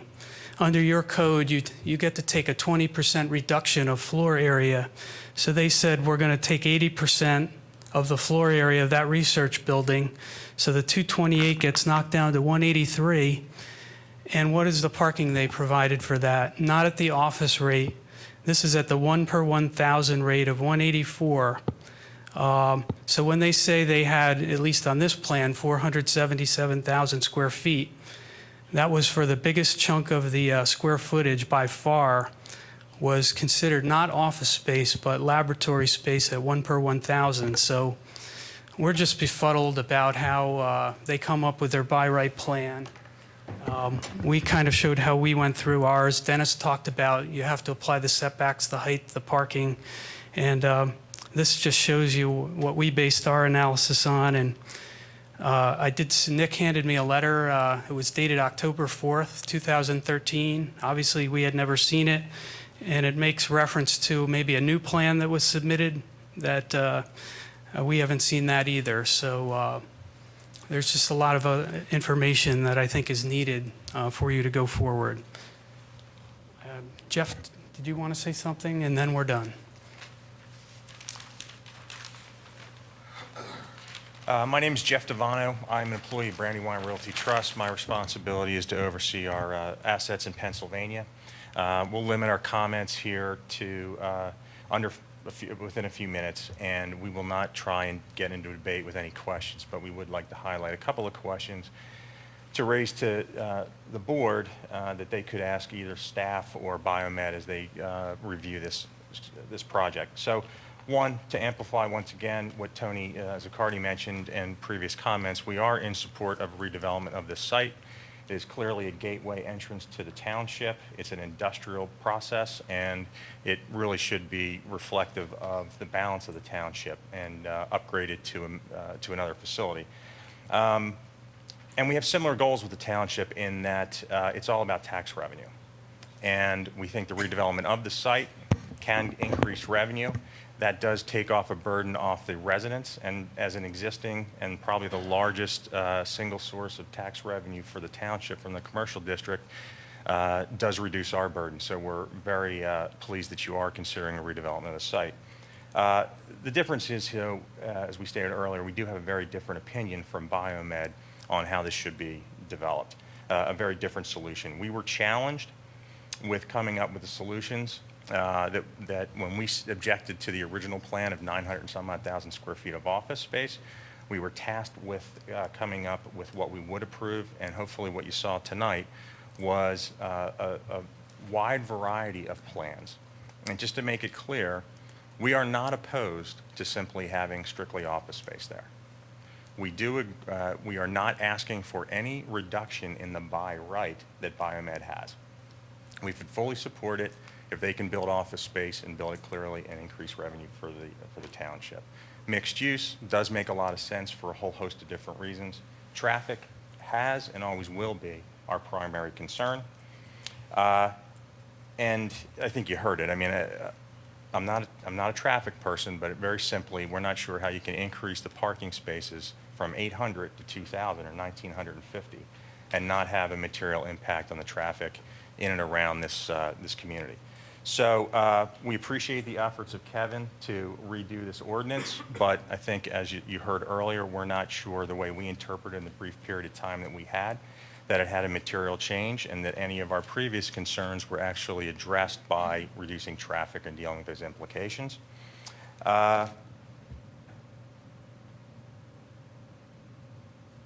We really do view this from BioMed's perspective as just not being smart development. I'll wrap this up right now. You're repeating things you've all said several times, so let's wrap up. So really in closing, we don't really view this proposal of BioMed as smart development. We really view this as an exit strategy for a public company that has stated that it overinvested in this marketplace. We would ask you, as part of your review, it's public information. They have indicated that this is not a core market for them. They do not intend to develop this on their own book of business. They're simply trying to increase the density to the highest possible number that they can so that they can exit this market. And what you're being asked to consider this today is not simply a zoning overlay for one individual piece of land. What you're being asked to consider tonight is an overlay that would impact an additional 100 acres. So there are two very big decisions that you need to make. And the only thing we'd ask is that you would keep that in mind. And very simply, a traffic study as part of that is what we would ask you to do. And the reference to the rec center and the adjacent land, just to be clear, the reason we asked that question was simply that we had heard at one point that the rec center was being proposed for that location, as well as potentially some others. But if it was, and we heard reference to an access through the BioMed site to that rec center, you are not simply evaluating just the traffic being created by the BioMed site, but potentially what we have heard reference to, I don't know if it's true or not, up to a 3,000-seat arena, which is a game changer. And we would ask that you would investigate that further, as well as consider the other 100 additional acres that will be impacted as part of this zoning overlay. Thank you. I have a question for you, Jeff, if you know. How many acres of the 100 are owned by Brandywine, roughly? 70 acres was Tony Cardy's comment. So 78. I'm just going by, Mr. Kanda, I'm just going by the schedule that was issued earlier this evening that added up all the different acreage. I just did the napkin math. It could be. I know, I got to get on the, Radnor Corporate Center is about 55 acres in round numbers, 54, whatever it is. And 201 King of Prussia Road, which is also in the zone. It's the old Chilton building next to the Radnor train station, is approximately 15 acres. So to sum up, you have about 70 acres, and you could stand to benefit by this particular zoning overlay district, but you are moderately opposed, would be a good summary. Well, yeah, Mr. Kunder, if you, depending on what FAR you apply to this, if you went to the 1, which is in the original zoning, to give you the magnitude at the Radnor Corporate Center, we could go from slightly under 800,000 feet to 2.2 million square feet over there. Mixed use, but still. So it's quite a difference. Thank you. Thank you. Is there any other public comment? No, Nick, thank you. But we know that some of these things are assumptions. We understand that people are looking at this from very different points of view. You don't have to tell us that. Hi, my name is Lloyd Goodman. I own the Radnor Racket Club at 175 King of Prussia Road, which is between these BioMed and Brandywine. I don't have a whole big team, but I have an attorney that I've been reviewing this with, and he represented me at the Board of Commissioners meeting just to say that I'm generally very in favor of this must type of ordinance as well. We had been dealing with BioMed for a while, had certain concerns which they seemed to take into account in their revisions. And then we still had some concerns or questions, which we brought up with Kevin Kuchansky. And I did get a chance to review that with my attorney, which I know we haven't brought up yet because Kevin hasn't reviewed it. But though he seems to have, also taken into account some of our comments and seems to have done a great job putting that together. I don't have these traffic experts, but I do have faith that the township, traffic experts mean well and are qualified, and that, hopefully they'll give you the advice that you need to help make the proper decision, because we've had our property there since 1978, and, even though it's much smaller, it means probably more to me than these guys have these huge portfolios, so I don't want to be jammed with traffic either, as my site, it's not going to be developed probably for quite a while, because, I have a long-term tenant there with the banquet facility. But, I like to see things happen right. Also, I've lived in the township for 20 years, so with my family, and right in Villanova, nearby. So I like the prospects of, additional tax revenues from that area. And so that all makes sense. And I think generally the idea about having the mixed use creates a vibrancy there, as opposed to everyone just coming in for offices and then leaving at the end of the day. Your one comment I didn't quite agree with, and I actually grew up in Villanova and Lower Merion Township side, so I've really been here for 57 years. I think it'll create a much better feeling, which I guess everyone is for, so I'm not going to go on about that, but I think it'll be a great addition, and please, good luck with this, the battle on the traffic, but I do have faith that you'll get the good advice. Thank you, Lloyd. Okay.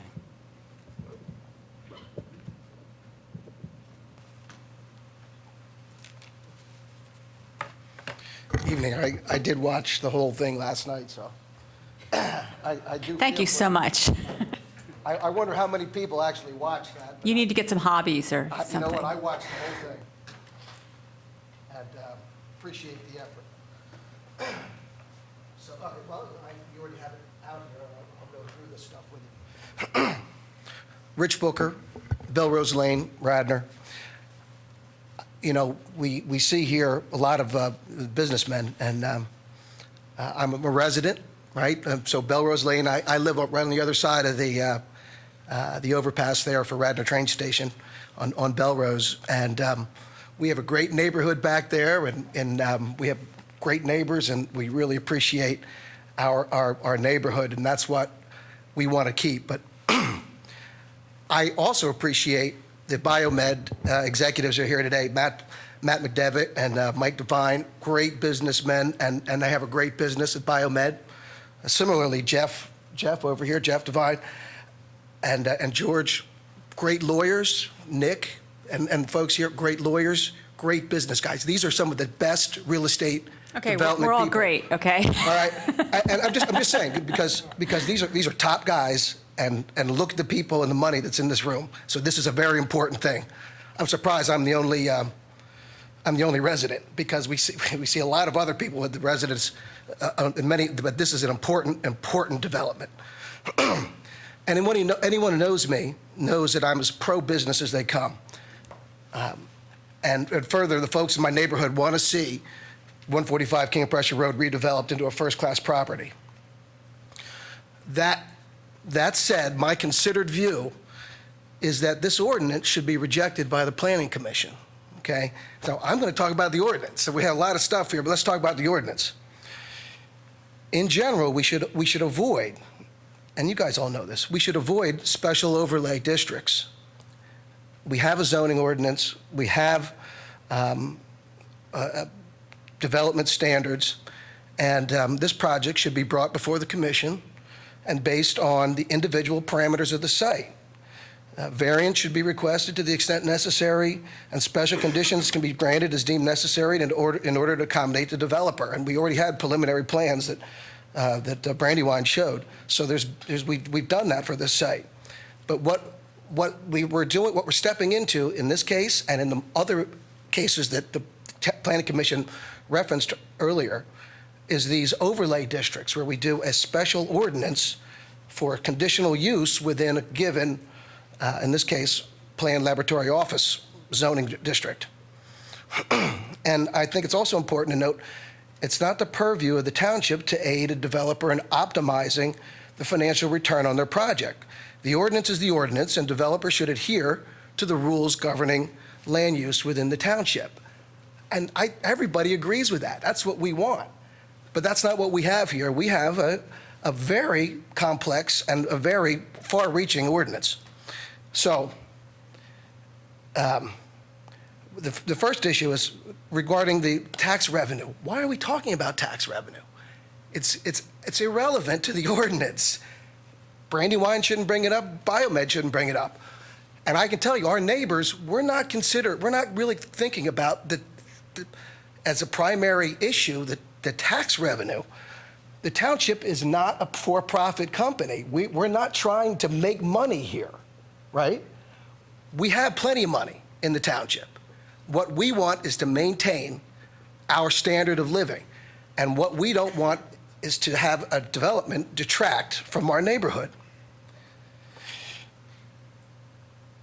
Special conditional use ordinances provide the potential for unforeseen consequences when other similarly situated landowners attempt to avail themselves of the special parameters achieved in these types of things. And we see it right here. Again, top businessmen, and these guys have an interest.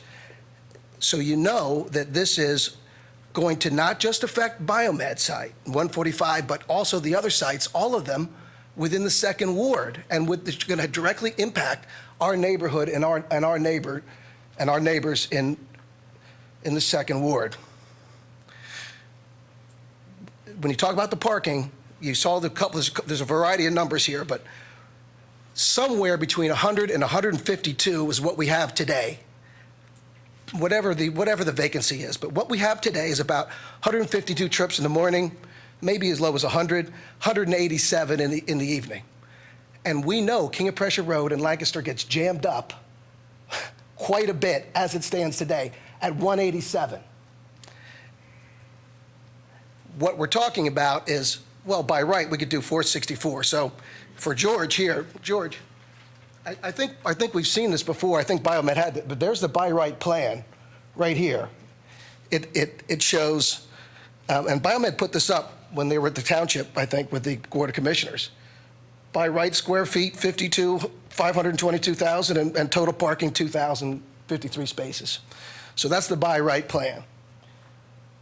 I think that we have a very good recitation here from the folks at Brandywine. They disagree on what the by right is, so you guys need to get to the bottom of that. But that's number one. So let's hear what Kevin and the guys and Steve and Roger, what they have to say. But let's figure out what the by right is, because there's a big variance. But even if you say the by right is 400, it's basically you're talking about tripling the trips already, right? Let alone what's provided in the ordinance.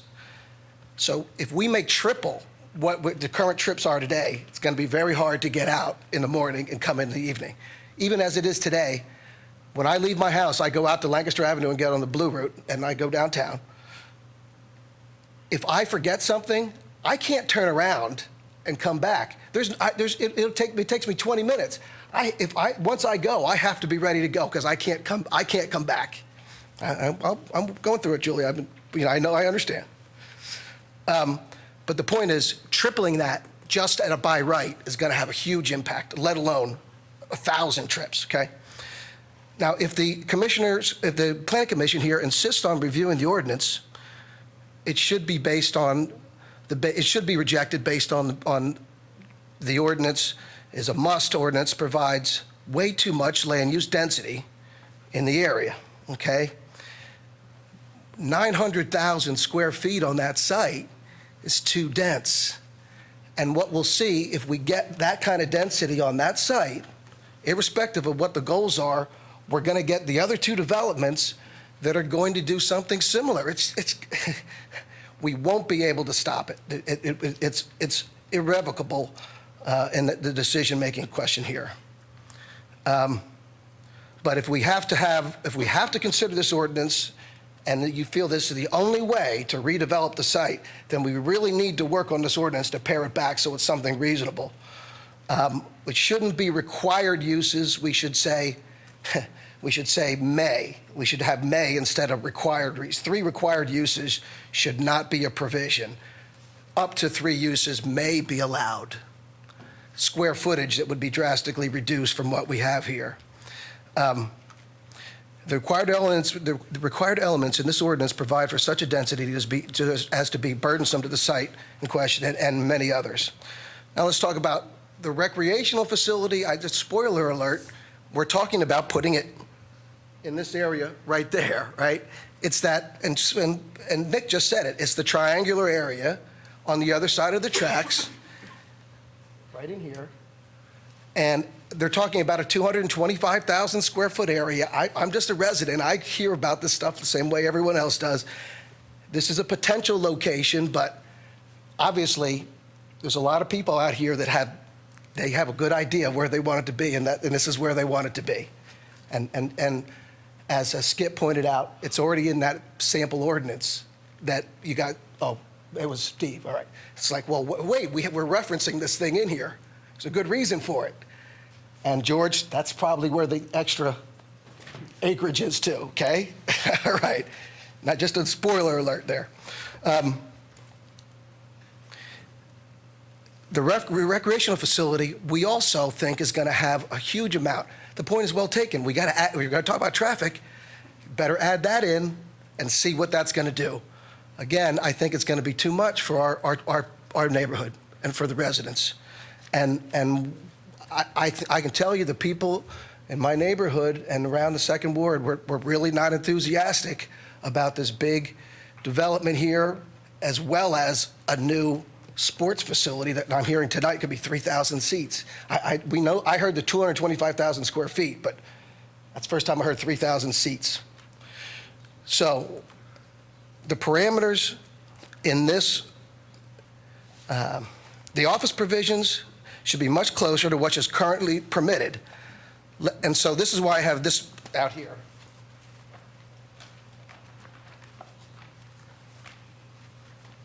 Rick, you're making some very good points, and I appreciate it. I know. Just let me get to it. Come on. But we already looked at this, but listen to me. All right, but look, this is the important. I'm going to cut you off at 10:15. You've got 4 minutes. I got 4 minutes. I can do it in 4 minutes. This is what the people from Brandywine put up.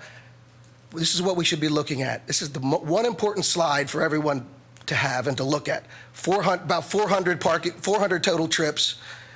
He has in here 151,000 square foot of office, some apartments, and a hotel. Now, the people at BioMed were gracious, and they met with me, and they met with our neighborhood, and we talked about the issues. We suggested a hotel. We suggested a hotel in lieu of other uses, not in addition to, okay?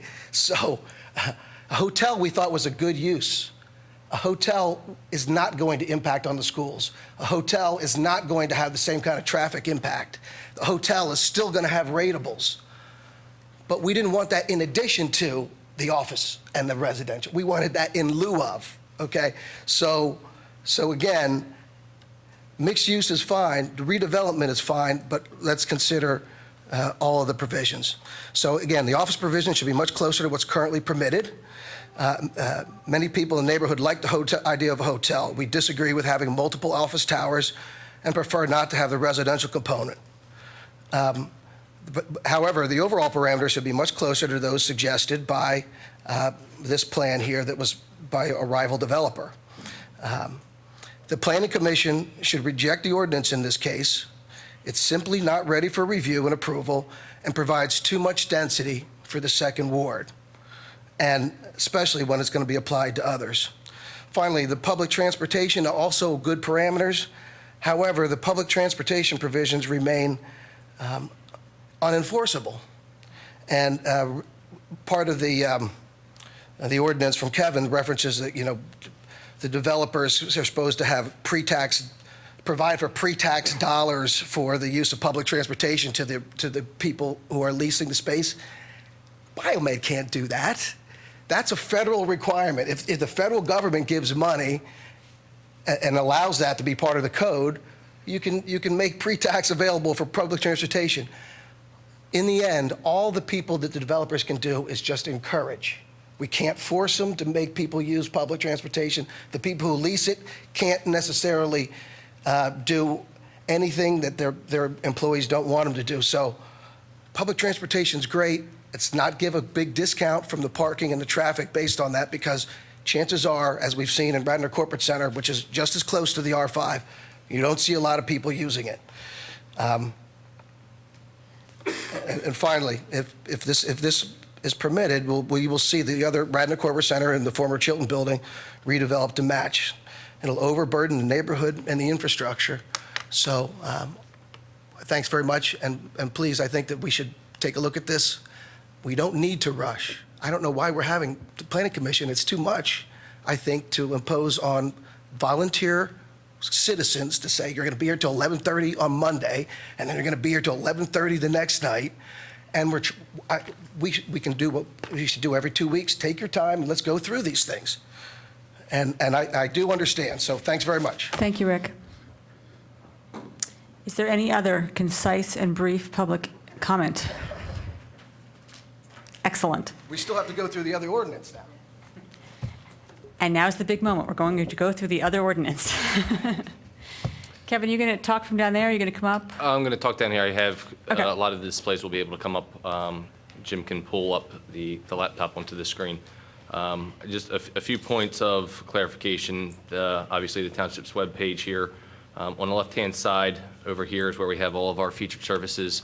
We have information on there for various projects. The BioMed ordinance is there.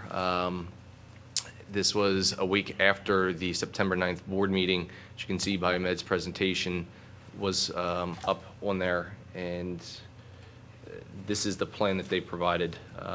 As you can see, it goes through all of the site analysis, does provide the plans. All of this information has been out there, and as we get additional information, the information I'm going to go over tonight will be up on this page tomorrow. The information that BioMed presented, that Brandywine presented, they provide that information. We will put it up on the website for everybody to review.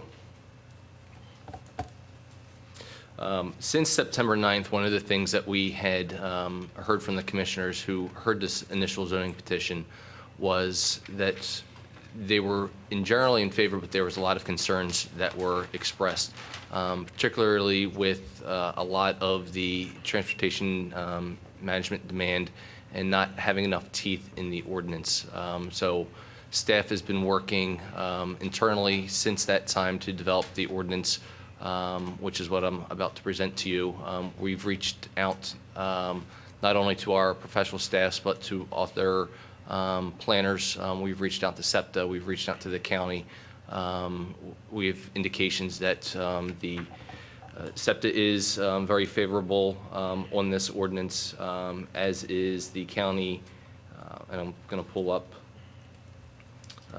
The manager of transportation planning has also expressed support of this ordinance from the county standpoint. This, my review of the ordinance, my version of the ordinance is down at the county for formal comments as well.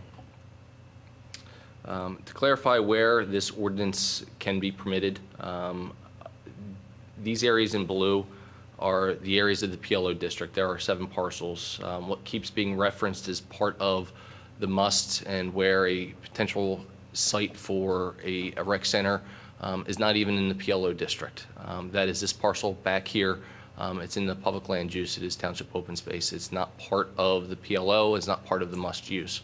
So to infer that this ordinance would apply to that parcel is inaccurate.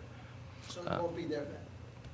Kevin, so I- you're saying that we will not... Excuse me, we have already had public comment. I will not permit you to yell and interrupt Kevin while he is talking. Question then, Julia. So you're saying we will... We're not going to ask our questions till he's given his presentation, and we need you to allow us to proceed as we normally do.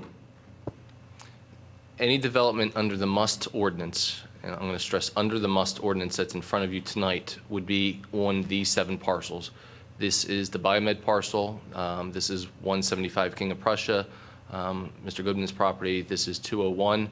I think we have 159 Radnor Chester. There's these 2 parcels of Radnor Chester, another parcel of Radnor Chester, and then this is the 100 Madison Ford Road, which is the other Brandywine parcel. So these 7 parcels are the only parcels that are subject to the must provisions.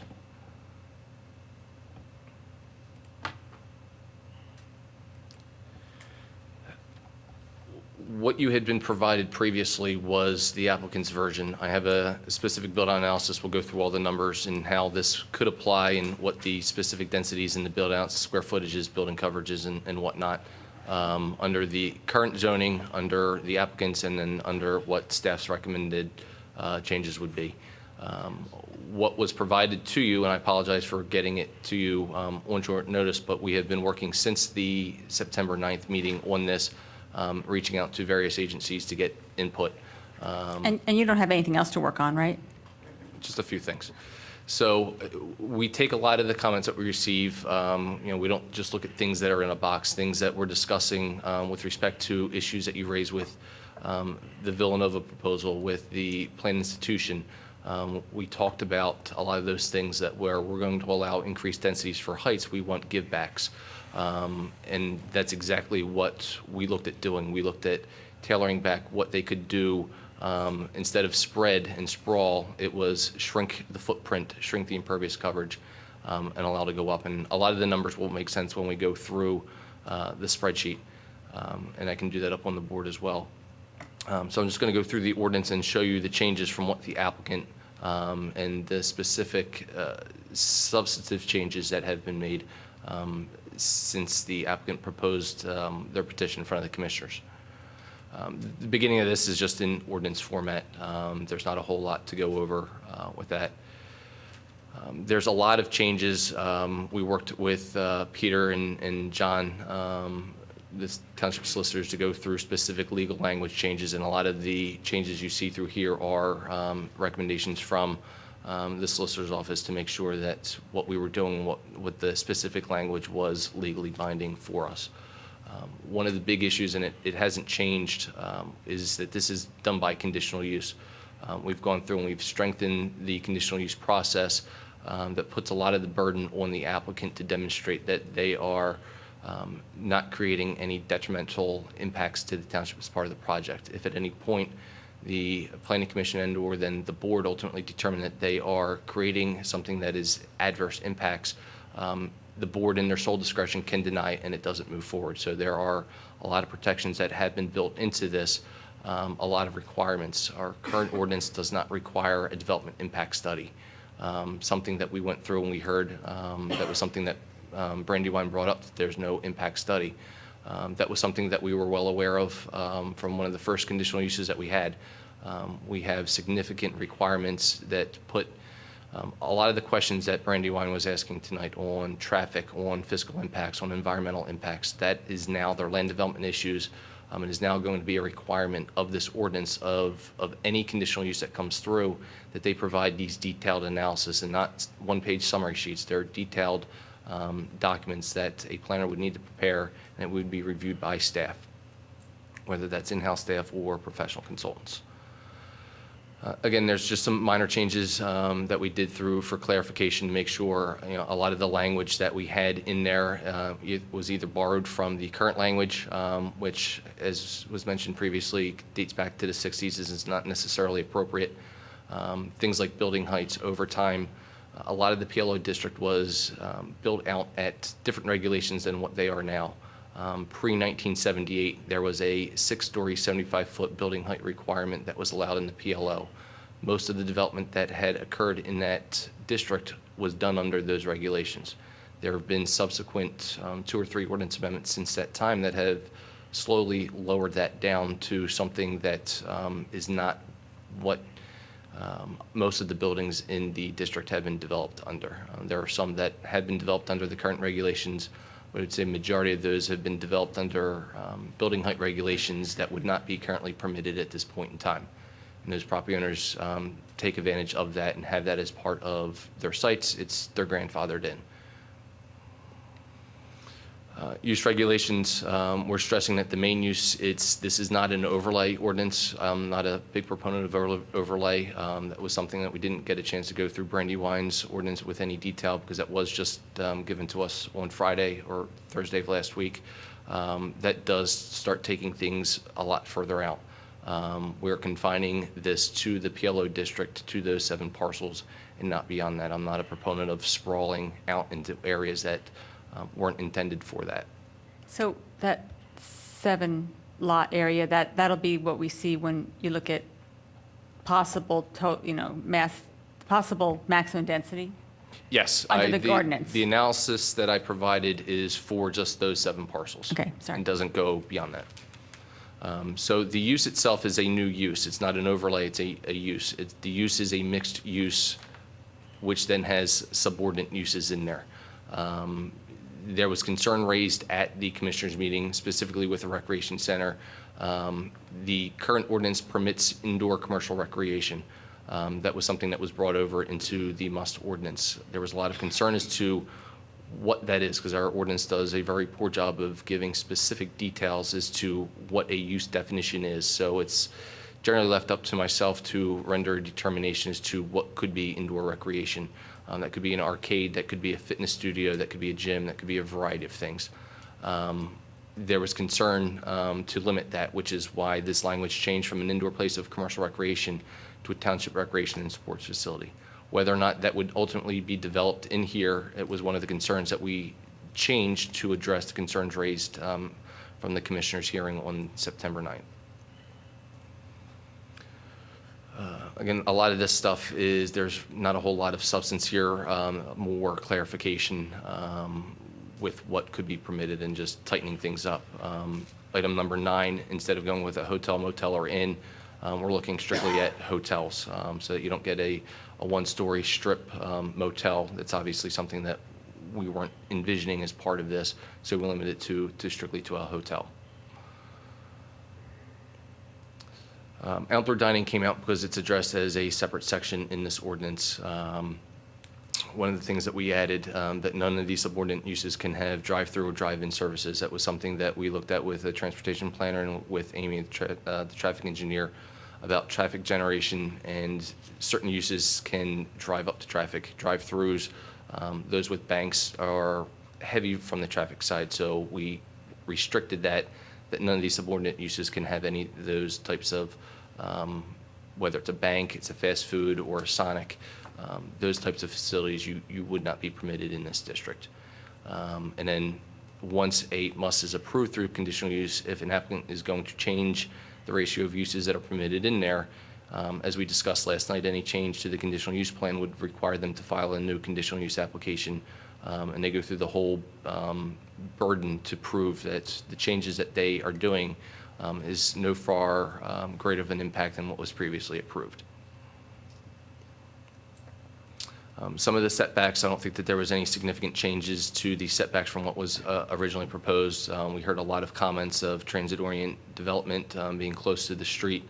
One of the things that we had heard on very, very early on from this board, from the Comp Plan Implementation Committee, is not having these larger buildings, if we're going to go up higher, not right up on the road. So while it is counterintuitive for a true transit-oriented development to have buildings on the street, there was concern specifically raised to push them further back into the site, which is why we've kept them at the setback that we have currently.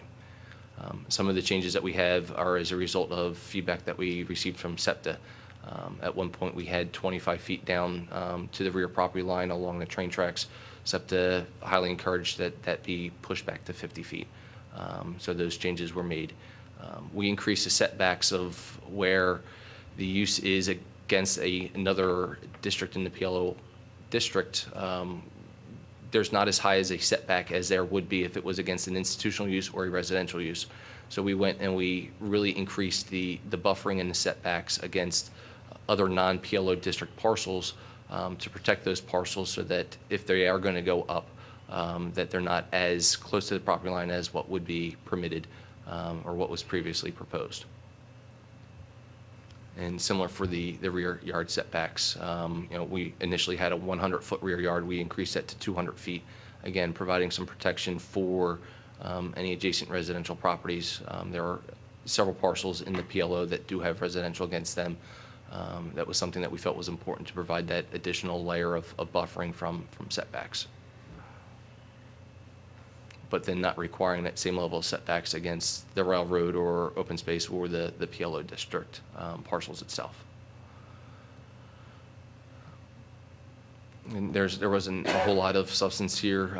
Surface parking is set back 75 feet, again, so that there is a buffer from any of these projects along the road to provide some sense of scale, so that you weren't feeling that you were getting enclosed in on as you're driving through this area. That was a concern that we had heard early on.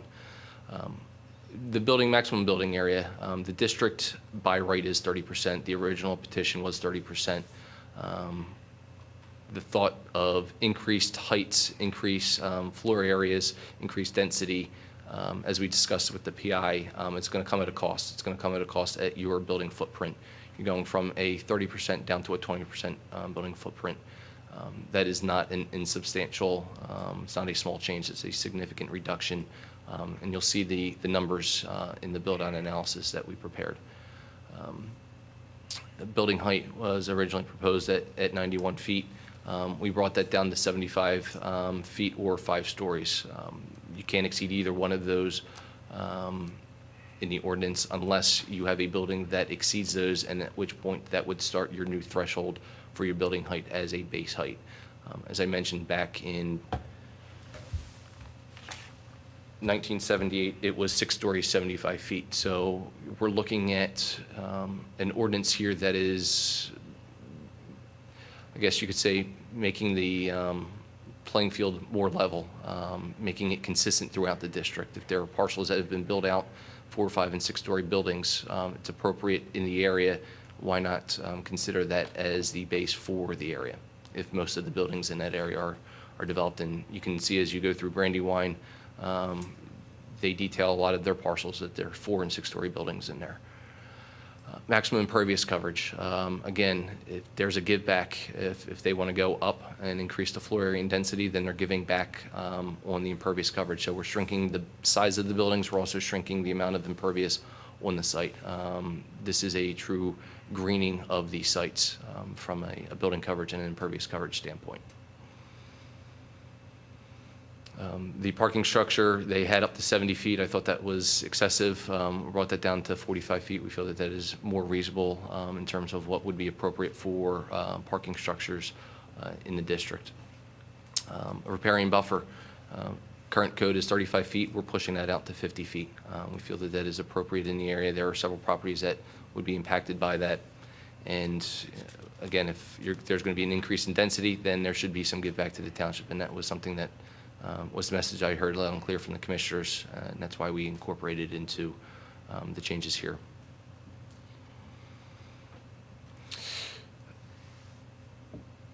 One of the things that I think we had initially in the initial development was it was 100% floor area ratio. As was mentioned earlier, for every square foot of lot area, you could get a square foot of floor area on your site. Again, I thought that was excessive. We brought that down to 70% of the site area. We also looked at, we have several parcels. I think there's 3 that are less than 10 acres.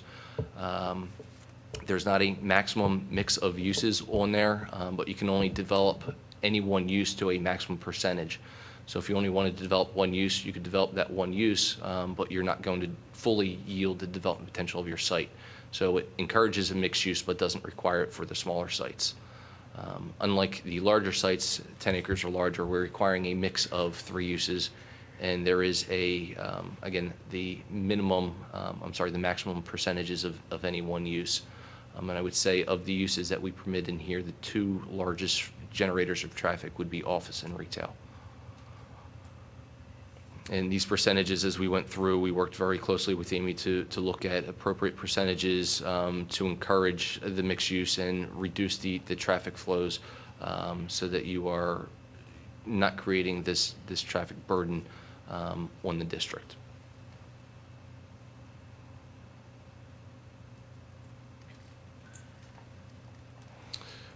We went from a 60% one-bedroom in the multifamily up to 70%. We heard earlier, and we had confirmed through an independent consultant, the number of school-age children, 16 to 24, is what would be expected.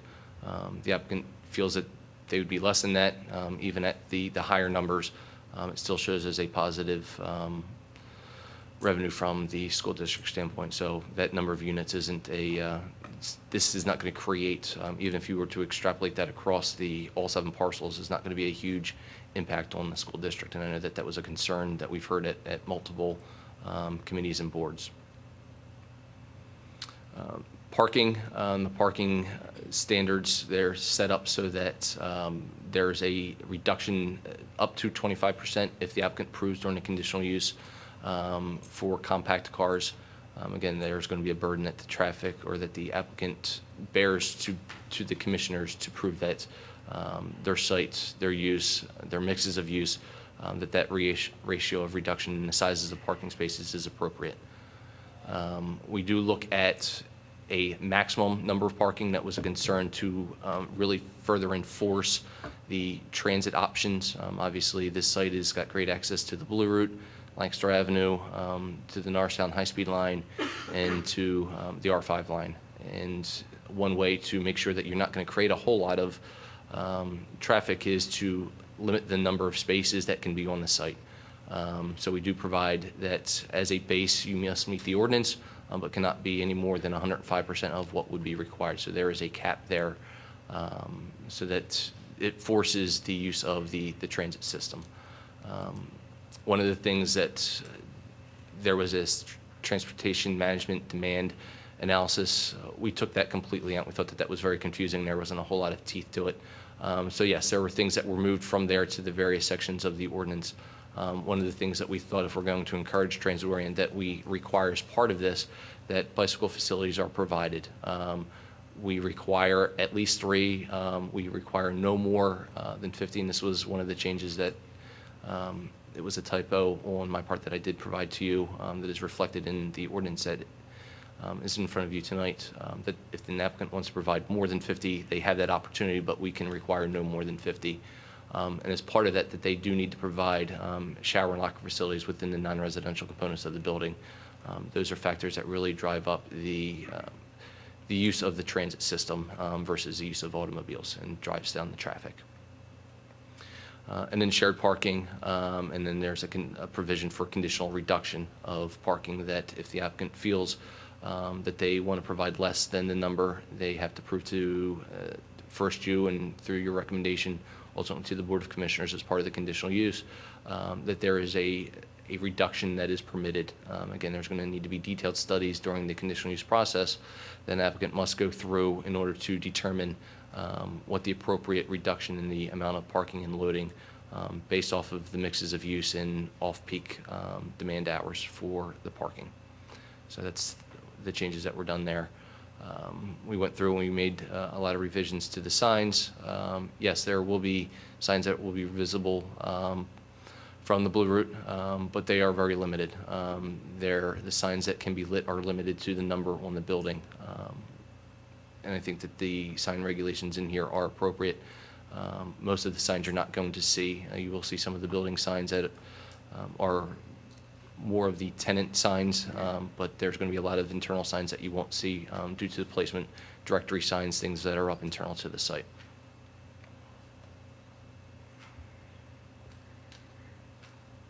This was that transportation demand management that, if you recall, there was only 4 factors that an applicant had to provide. There was a lot of concern that the options that the applicant had initially put forward had no teeth, and that there were a lot of things that they could just provide SEPTA schedules. So we took a very critical eye and looked at that. We took that entire section out and brought in the density through a specific density bonus section, again, part of the conditional use. If an applicant cannot demonstrate that they're meeting the requirements of it through the improvements that they're going to do, in the sole discretion of the Board of Commissioners during the conditional use, if they do not agree with it, they do not get the density, and it can be that simple at the discretion of the commissioners. And it's the density bonus here. What previously was 4 factors has turned into, for every density bonus, and there are 3 density bonuses that are eligible for a site. It's increasing the total square footage of any one use from 400,000 up to a maximum of 500,000, increasing the floor area ratio from 70% to 80%, and the third is increasing the amount of building area above the 5 stories or 75 feet. Again, we're capping that. If they want to go up above that, it's 20%. If an applicant wants to achieve any one of those density bonuses, they have to provide 5 of the alternatives. One of those alternatives must be from Category 1. The remaining 4 can either be from Category 1 or from Category 2. We broke it out into categories because the Category 1s are, through all the various input that we got from SEPTA, from the transportation planner, from Amy, from staff, these are the ones that are the real improvements that we're going to see to mitigate the traffic impacts, in addition to the impact study that's going to be required. So this first one is talking about, and Amy can go into more details because a lot of this came from her recommendations, the levels of service, to make sure that the levels of service were not being put at a level that was not appropriate. And if they were currently failing, that they were brought up to an acceptable level. That the applicant would agree to construct off-site road improvements within the township as determined by the township for road improvements or traffic signal improvements, and that can be King of Prussia Road, that could be on Radnor Chester Road, that could be down Lancaster Avenue.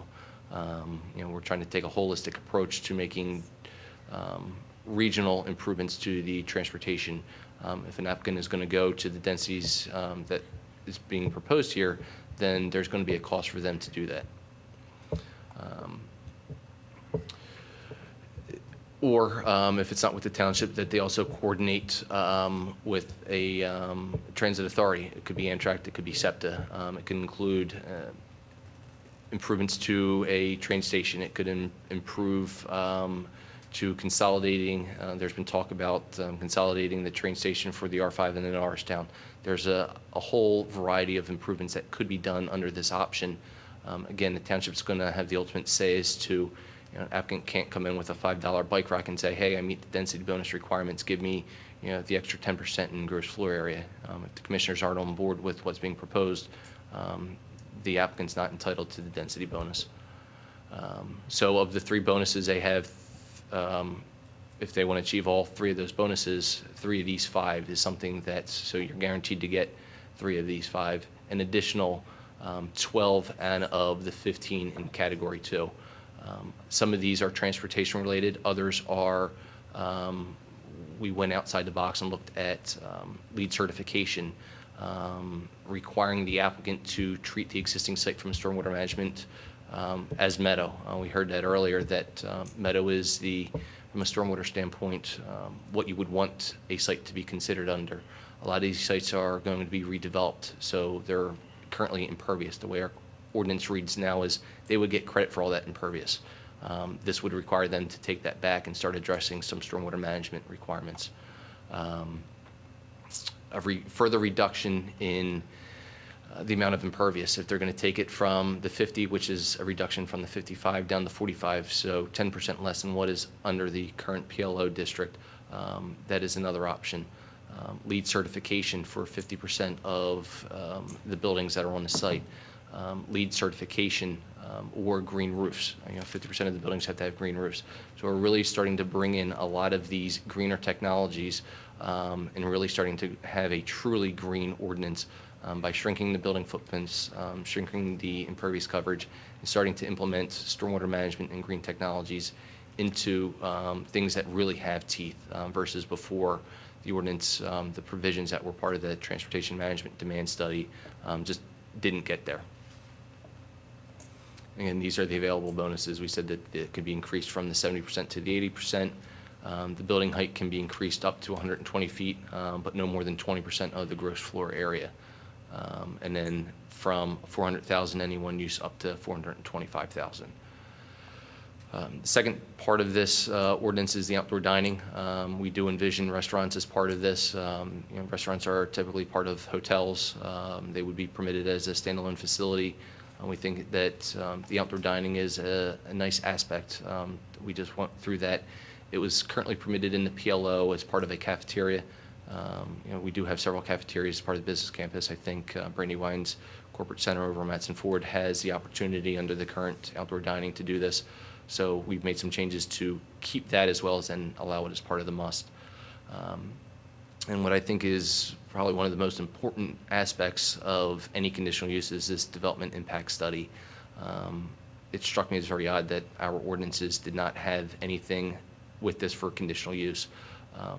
So now, well, any conditional use that has to come in, there is a fiscal impact, there is an environmental impact, there's a transportation impact. The applicant's going to need to disclose what the existing levels are and what the proposed, any phasing plans, how this is proposed to be built out, what are the impacts going to be in the surrounding area. That wasn't something that we ever required. Now is a key component to the conditional use. If an applicant cannot meet these standards and these standards show something adverse impact, it can be automatic grounds for denial at the Board of Commissioners level during the conditional use. That is a key component to addressing the concerns of unintended consequences or what's going to happen. These are things that an applicant is going to be required to spell out in specific detail as part of their plan to get conditional use approval.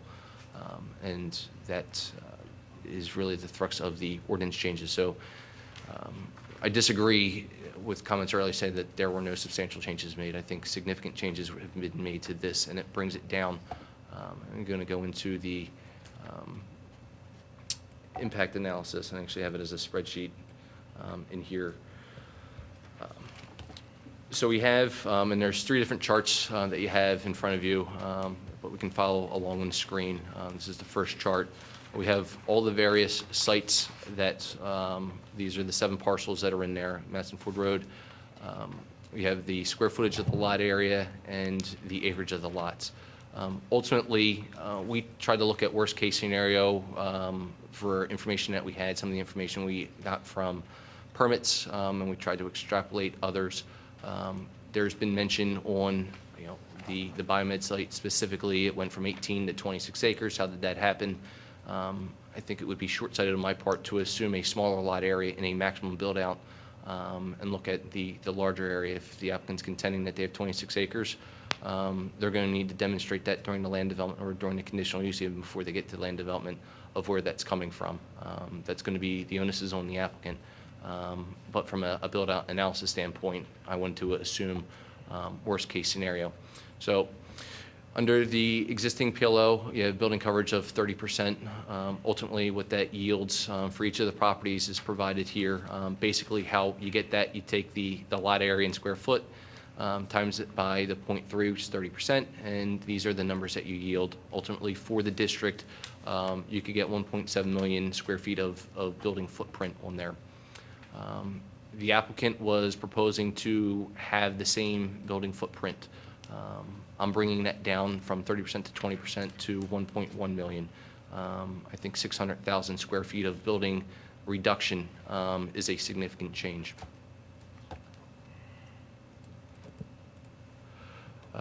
Accessory garages. Accessory garages are not considered buildings under our current code, so they're not regulated. Somebody could max out, provided they're meeting their impervious coverage, as many parking garages as they wanted to fit on the site in various heights and various levels to achieve a by right plan. Obviously, there's a cost to that, but we don't regulate that. The applicant previously had that regulated at 15%. Again, that's the lot area B times 0.15. I further reduced that to a 10% coverage. Impervious coverage, the existing PLO, 55%. Again, take column B times 0.55. You could have 3.15 million square feet of impervious coverage. The applicant wasn't proposing to change that. I didn't run the calculation if it was reduced further to the 45% under a density bonus, but I'm taking that down to 50%, which would be 2.86 square feet. Again, a significant reduction in the amount of impervious coverage that would be allowed in the district compared to what currently could be permitted in the district. So again, we're really trying to do this as a density neutral or even greening up from that aspect of it. So then when I started to analyze the square footage, and how do you do that? There's various buildings, various sizes. We don't have accurate plans, so we did make some gross assumptions on this. Ultimately, if you have a building coverage and what you could achieve from a total square footage, Hypothetically, you take the building coverage, times it by the 3 stories that you would be allowed to have. Hypothetically, you could have 5.1 million square feet of floor area. That's not realistic. I don't know that anybody would be able to get 100% efficiency in developing their site. So I looked at something that is probably a little bit too conservative, that they're only able to get 45% development of their site. They're not able to develop it fully for site constraints, pervious coverage, parking requirements. So that could be all the way down to 2.3 million. Or another, maybe slightly less conservative, somewhere in between, we would expect people to be able to achieve, that could be up to 3.3. So I think that from a build-out analysis, you could expect to achieve anywhere from 2.3 to 3.5 million square feet of floor area. Column O is what we could generate from permits and making some assumptions off of building heights, and what we could just gather that there's approximately 1.8 million square feet of gross square footage within the district. The applicant's initial proposal that was in front of the commissioners, again, that's taking that all the way up to that 5.7 million. I heard that was, a little bit too high. We brought that down at the base at 70% versus 100% floor area ratio to 4 million square feet, but requiring a mix of uses. But if you achieve the density bonuses, you could be up to 4.2 million square feet. What's not showing, it's probably showing up a little bit better on the handouts that I gave you, that you'll see that there's certain properties, and I'm highlighting 100 Madison Ford Road and 259 Radnor Chester. There are certain properties that are not eligible for bonuses, and that was something that I failed to mention early on. In order to be eligible for the density bonuses, you have to be within a certain distance from the train station, from a train station. 5 of the 7 parcels within the PLO would be eligible for it. Not every parcel would be. 100 Madison Ford Road and 259 Radnor Chester Road would fall outside of those parameters for the density bonuses. They would still be eligible for the base density under the must, but would not be able to go to the 80% gross floor area, the building heights above whatever was existing, or the 75 feet, or have any one use greater than 400,000 square feet.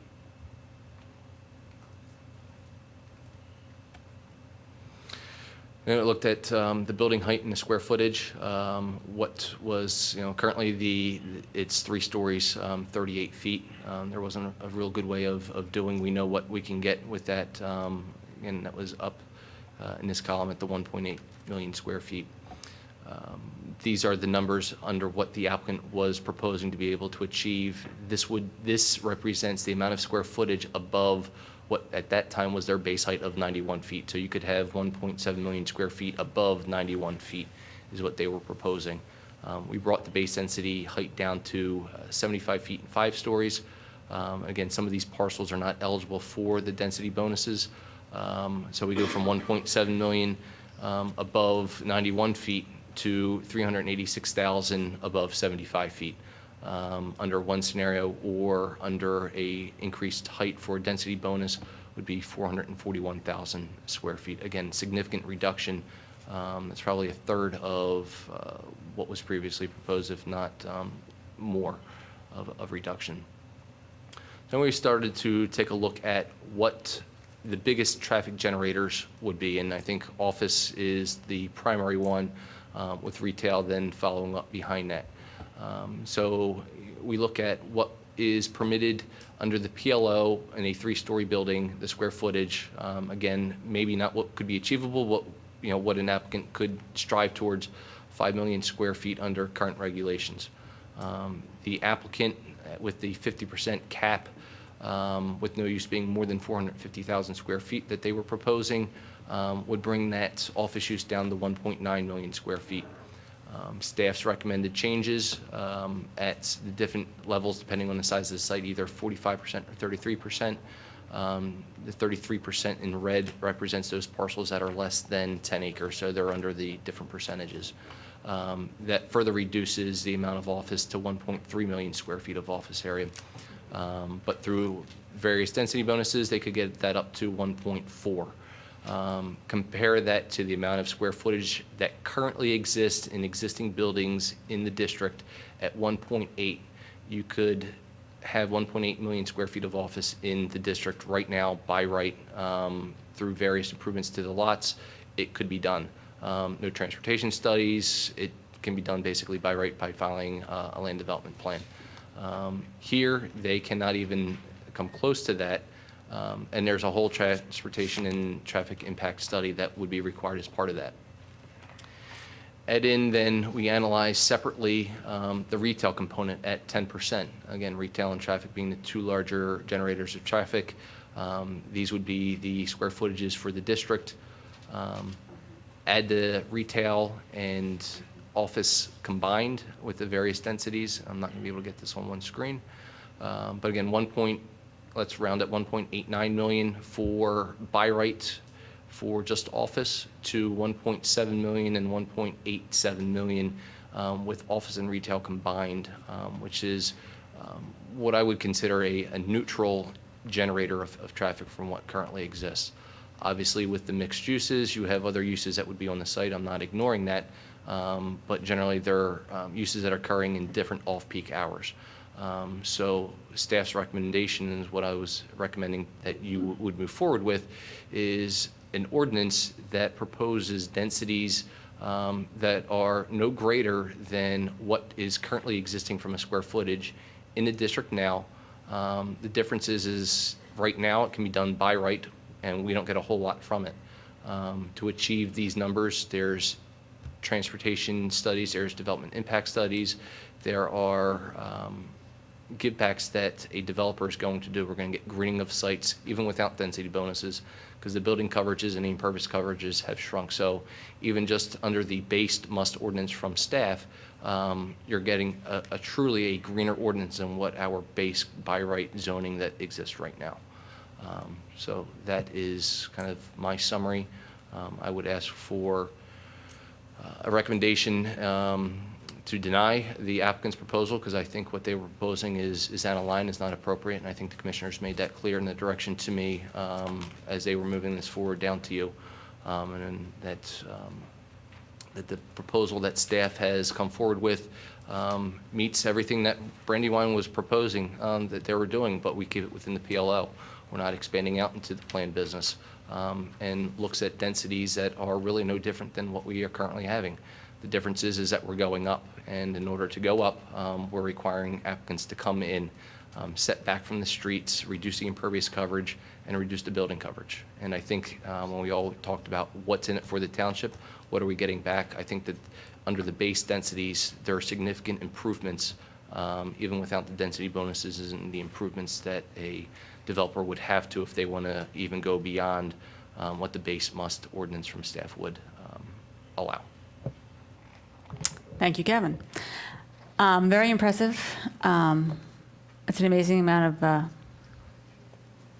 information, and I appreciate the work that you've put into this, especially adding in those green components and a more practical approach to, or at least a better explanation for us on how it all fits together. This is what we're going to do now. I had said that we would give George a chance to respond to what was said. I know that Nick also had some things he wanted to say. So what I'd like to do, if no one objects, is give each of those people 3 minutes to either ask questions or clarify anything they wish to clarify. Then we're going to have board discussion and decide what our next step is. Okay. Could I have a 5-minute break? That was a lot to digest. I'd like to talk to my No, but we'll client have and Nick our first. consultants. Well, I won't be able to talk to them while he's talking. I need to listen. We're not taking a break. It's 11 o'clock. You can choose not to speak and bring it up at a later meeting if you wish. Well, if you're telling me, are you telling me then you're not going to be making a recommendation on this? That we'll have a chance to do it at a later date? Well, we haven't decided yet. Well, I can't decide. All right. We'll have that discussion first. Thank you. So where are we? we've been asked specifically to make a recommendation on I'm going to call it the original ordinance, and also the more recent staff generated ordinance.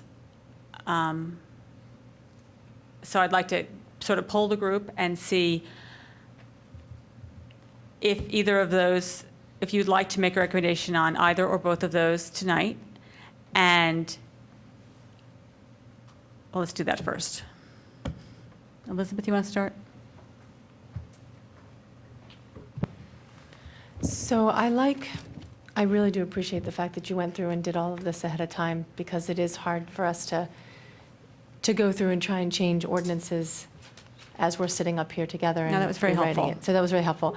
And I do agree with a lot of the comments about, I appreciate the fact that when you're going to alter an ordinance, that you're going to take the opportunity to make it so that it works better for the township, and everything in the last few pages about the ways that they can give back to the township is just, I think, wonderful. I am having still a tough time digesting the particular uses that could evolve from all of this.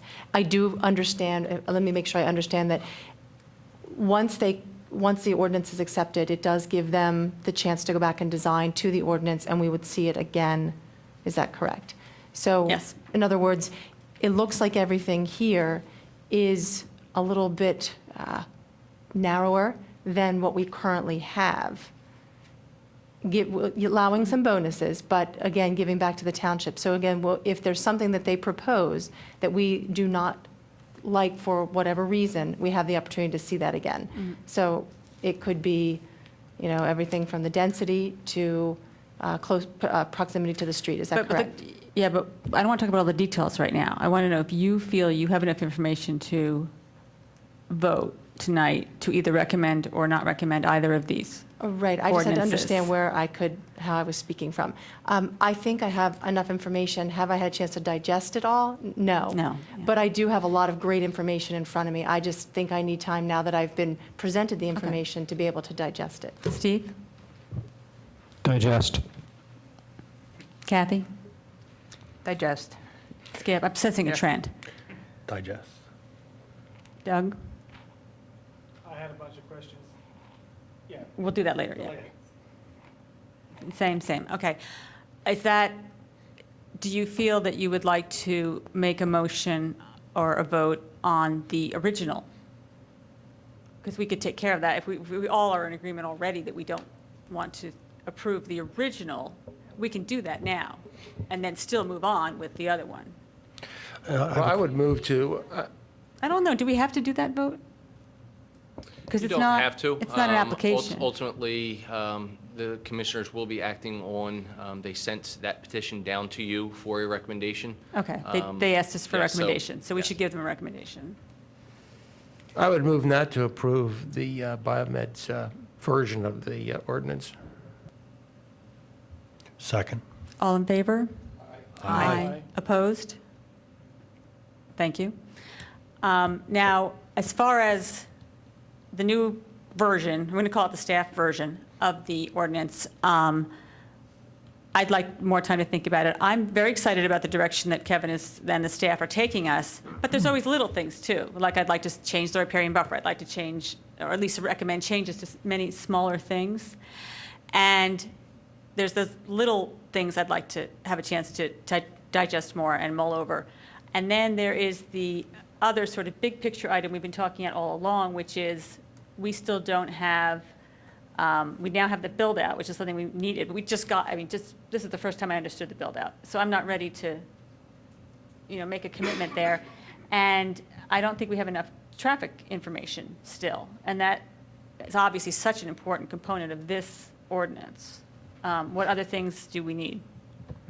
Well, I think we're headed in the right direction with the staff ordinance, and I really have to congratulate Kevin about the amount of work that went into this and the calculations and everything. It's amazing that in a month you're able to pull that together like that. But we need more time to go over this, and I think it's unfair to the applicants to ask them to respond on the spot, or not the applicant and Brandywine to respond on the Yep. spot. I think they also need time to go over it. And I think I know I'm comfortable with turning down the first one because the second one is far superior to that. But I'm not comfortable at this point on saying, yes, this is what I think we should go with. I think we need at least one more meeting, if not more, and give other people the opportunity to respond. But to let's this tell the also. staff what we need to move forward. Obviously, we need some I time can't tell to you. digest. I mean, this is really. But like, we need traffic. Traffic reports. We need the traffic Yeah, reports. okay, but- We need time to mull over the details and to have a discussion with staff about some of the minor details and things. And some of the build-out is based on assumptions that we might want to have more detail on how the assumptions were created and. Assumptions as to what could be ultimately achievable under the base, and there's a variety of factors that come into play that you can't possibly, without spending. Well, no, I don't mean exhaustively. I mean, just some background. I can say from the traffic standpoint that we can get some sort of basis for one particular applicant because we know what specific mixes of use. They've obviously started a traffic impact study that's typically not done at the ordinance stage. It's done during the conditional use. Again, that's going to be, that was the key to me, that if there is a use that comes in with specific mix and is adverse impacts from a traffic standpoint, that you can recommend a denial and the board can deny it based off of that alone as part of the conditional use. I think that is one of the key aspects, that this isn't a permitted by right use, it is permitted by conditional use. So we do have an applicant and we do have some basic information on the study that Amy has been giving input on.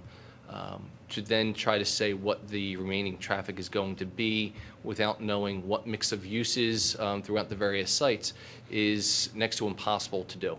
And again, I'm going to rely back onto the conditional use aspect of it, that as an application is coming in for that and you look at the specific site constraints, the uses that are there, the uses that have been developed either under this ordinance or under other ordinances, and looking at the traffic at that snapshot in time is when you can make a true assessment as to what that particular development is going to do from a transportation. Okay, we have to find some way to compare scenarios because, for instance, if a development happens at the BioMed site and there's a lot more traffic, but we like the plan and it's a great plan and they come in under conditional use and it's terrific, that's fine, but we can't then say to the next person who wants to develop, well, there's too much traffic on this road, because they can at least go back to by right. Well, no, that's where the development impact study is going to come in, as well as the transportation studies that are going to be required as part of this. That each applicant, the burden is going to be on them and them alone to prove that they are mitigating the traffic from their development. And the first one in, they maybe have it the easiest. The second one in has to then take into account whatever increases, if there are any, from any previous development. That's all part of the impact study. And if the last person comes in and they have slightly more, but there are other improvements that are going to be done along the way to start addressing this. And you really start to look at it from a collaborative effort with SEPTA, with PennDOT, with Amtrak, with the township, that we can start looking at these improvements not only in the PLO, but then also looking at Villanova and taking an opportunity there to, as I mentioned to a few of you earlier, that this development impact study requirement is going to be in both of the ordinances, and whatever ordinance gets passed first, that standard is going to be there. Okay. So we're going to be able to address these along that entire corridor so that the transportation issues in the township start getting resolved project by project coming in. Otherwise, without these requirements, we're not going to fix anything. Okay, thank you. Can I get a motion? I have one comment for Kevin, and then we can go to that. Go ahead. Kevin, before the next meeting where Villanova may come up, seems to me you discovered a few things in the course of preparing this that would apply to the Villanova document, such as the SEPTA saying they really want 50 feet, not 5 feet as a setback. That was for buildings, is what. There are buildings at Villanova. No. Let's not, let's finish the vote. I am in the process. You're going to get a chance to respond. Okay, all right, look, I won't get into minutia, just go over the Villanova thing with new What I information provided you've you picked up. tonight for the BioMed staff's recommendations, you will have a staff recommendation. We received a tremendous amount of input from the community groups on comments and concerns, and we are taking those, as I mentioned last night, and we're going to incorporate those into staff's recommendations, as well as we're looking outside of the current staffing to get some other professionals to look at it, because sometimes as you're looking at something for the last 18 months, you do miss the obvious. So we are seeking, as we did with this one, input from outside agencies. And I can say from this one, again, SEPTA and the County Transportation Department were very supportive of this ordinance. Okay, now can I get a motion? I just mentioned one thing. No, if it I can- need to get a motion. Okay. To table this. I make a Motion. motion to table it. Do I have a second? Second. Second. All in favor? Aye. Opposed? Now, George, would you like say anything? Nick, would you like to respond? I'll wait. Okay. All right, I'd like to respond, though. No, we're not having general public comment now. Well, We are going to how continue about this at a later let's- meeting, let's and you're not find running this out about- meeting, and it's 11:10, and we're going home, and we are adjourned. It's very rude, Julia.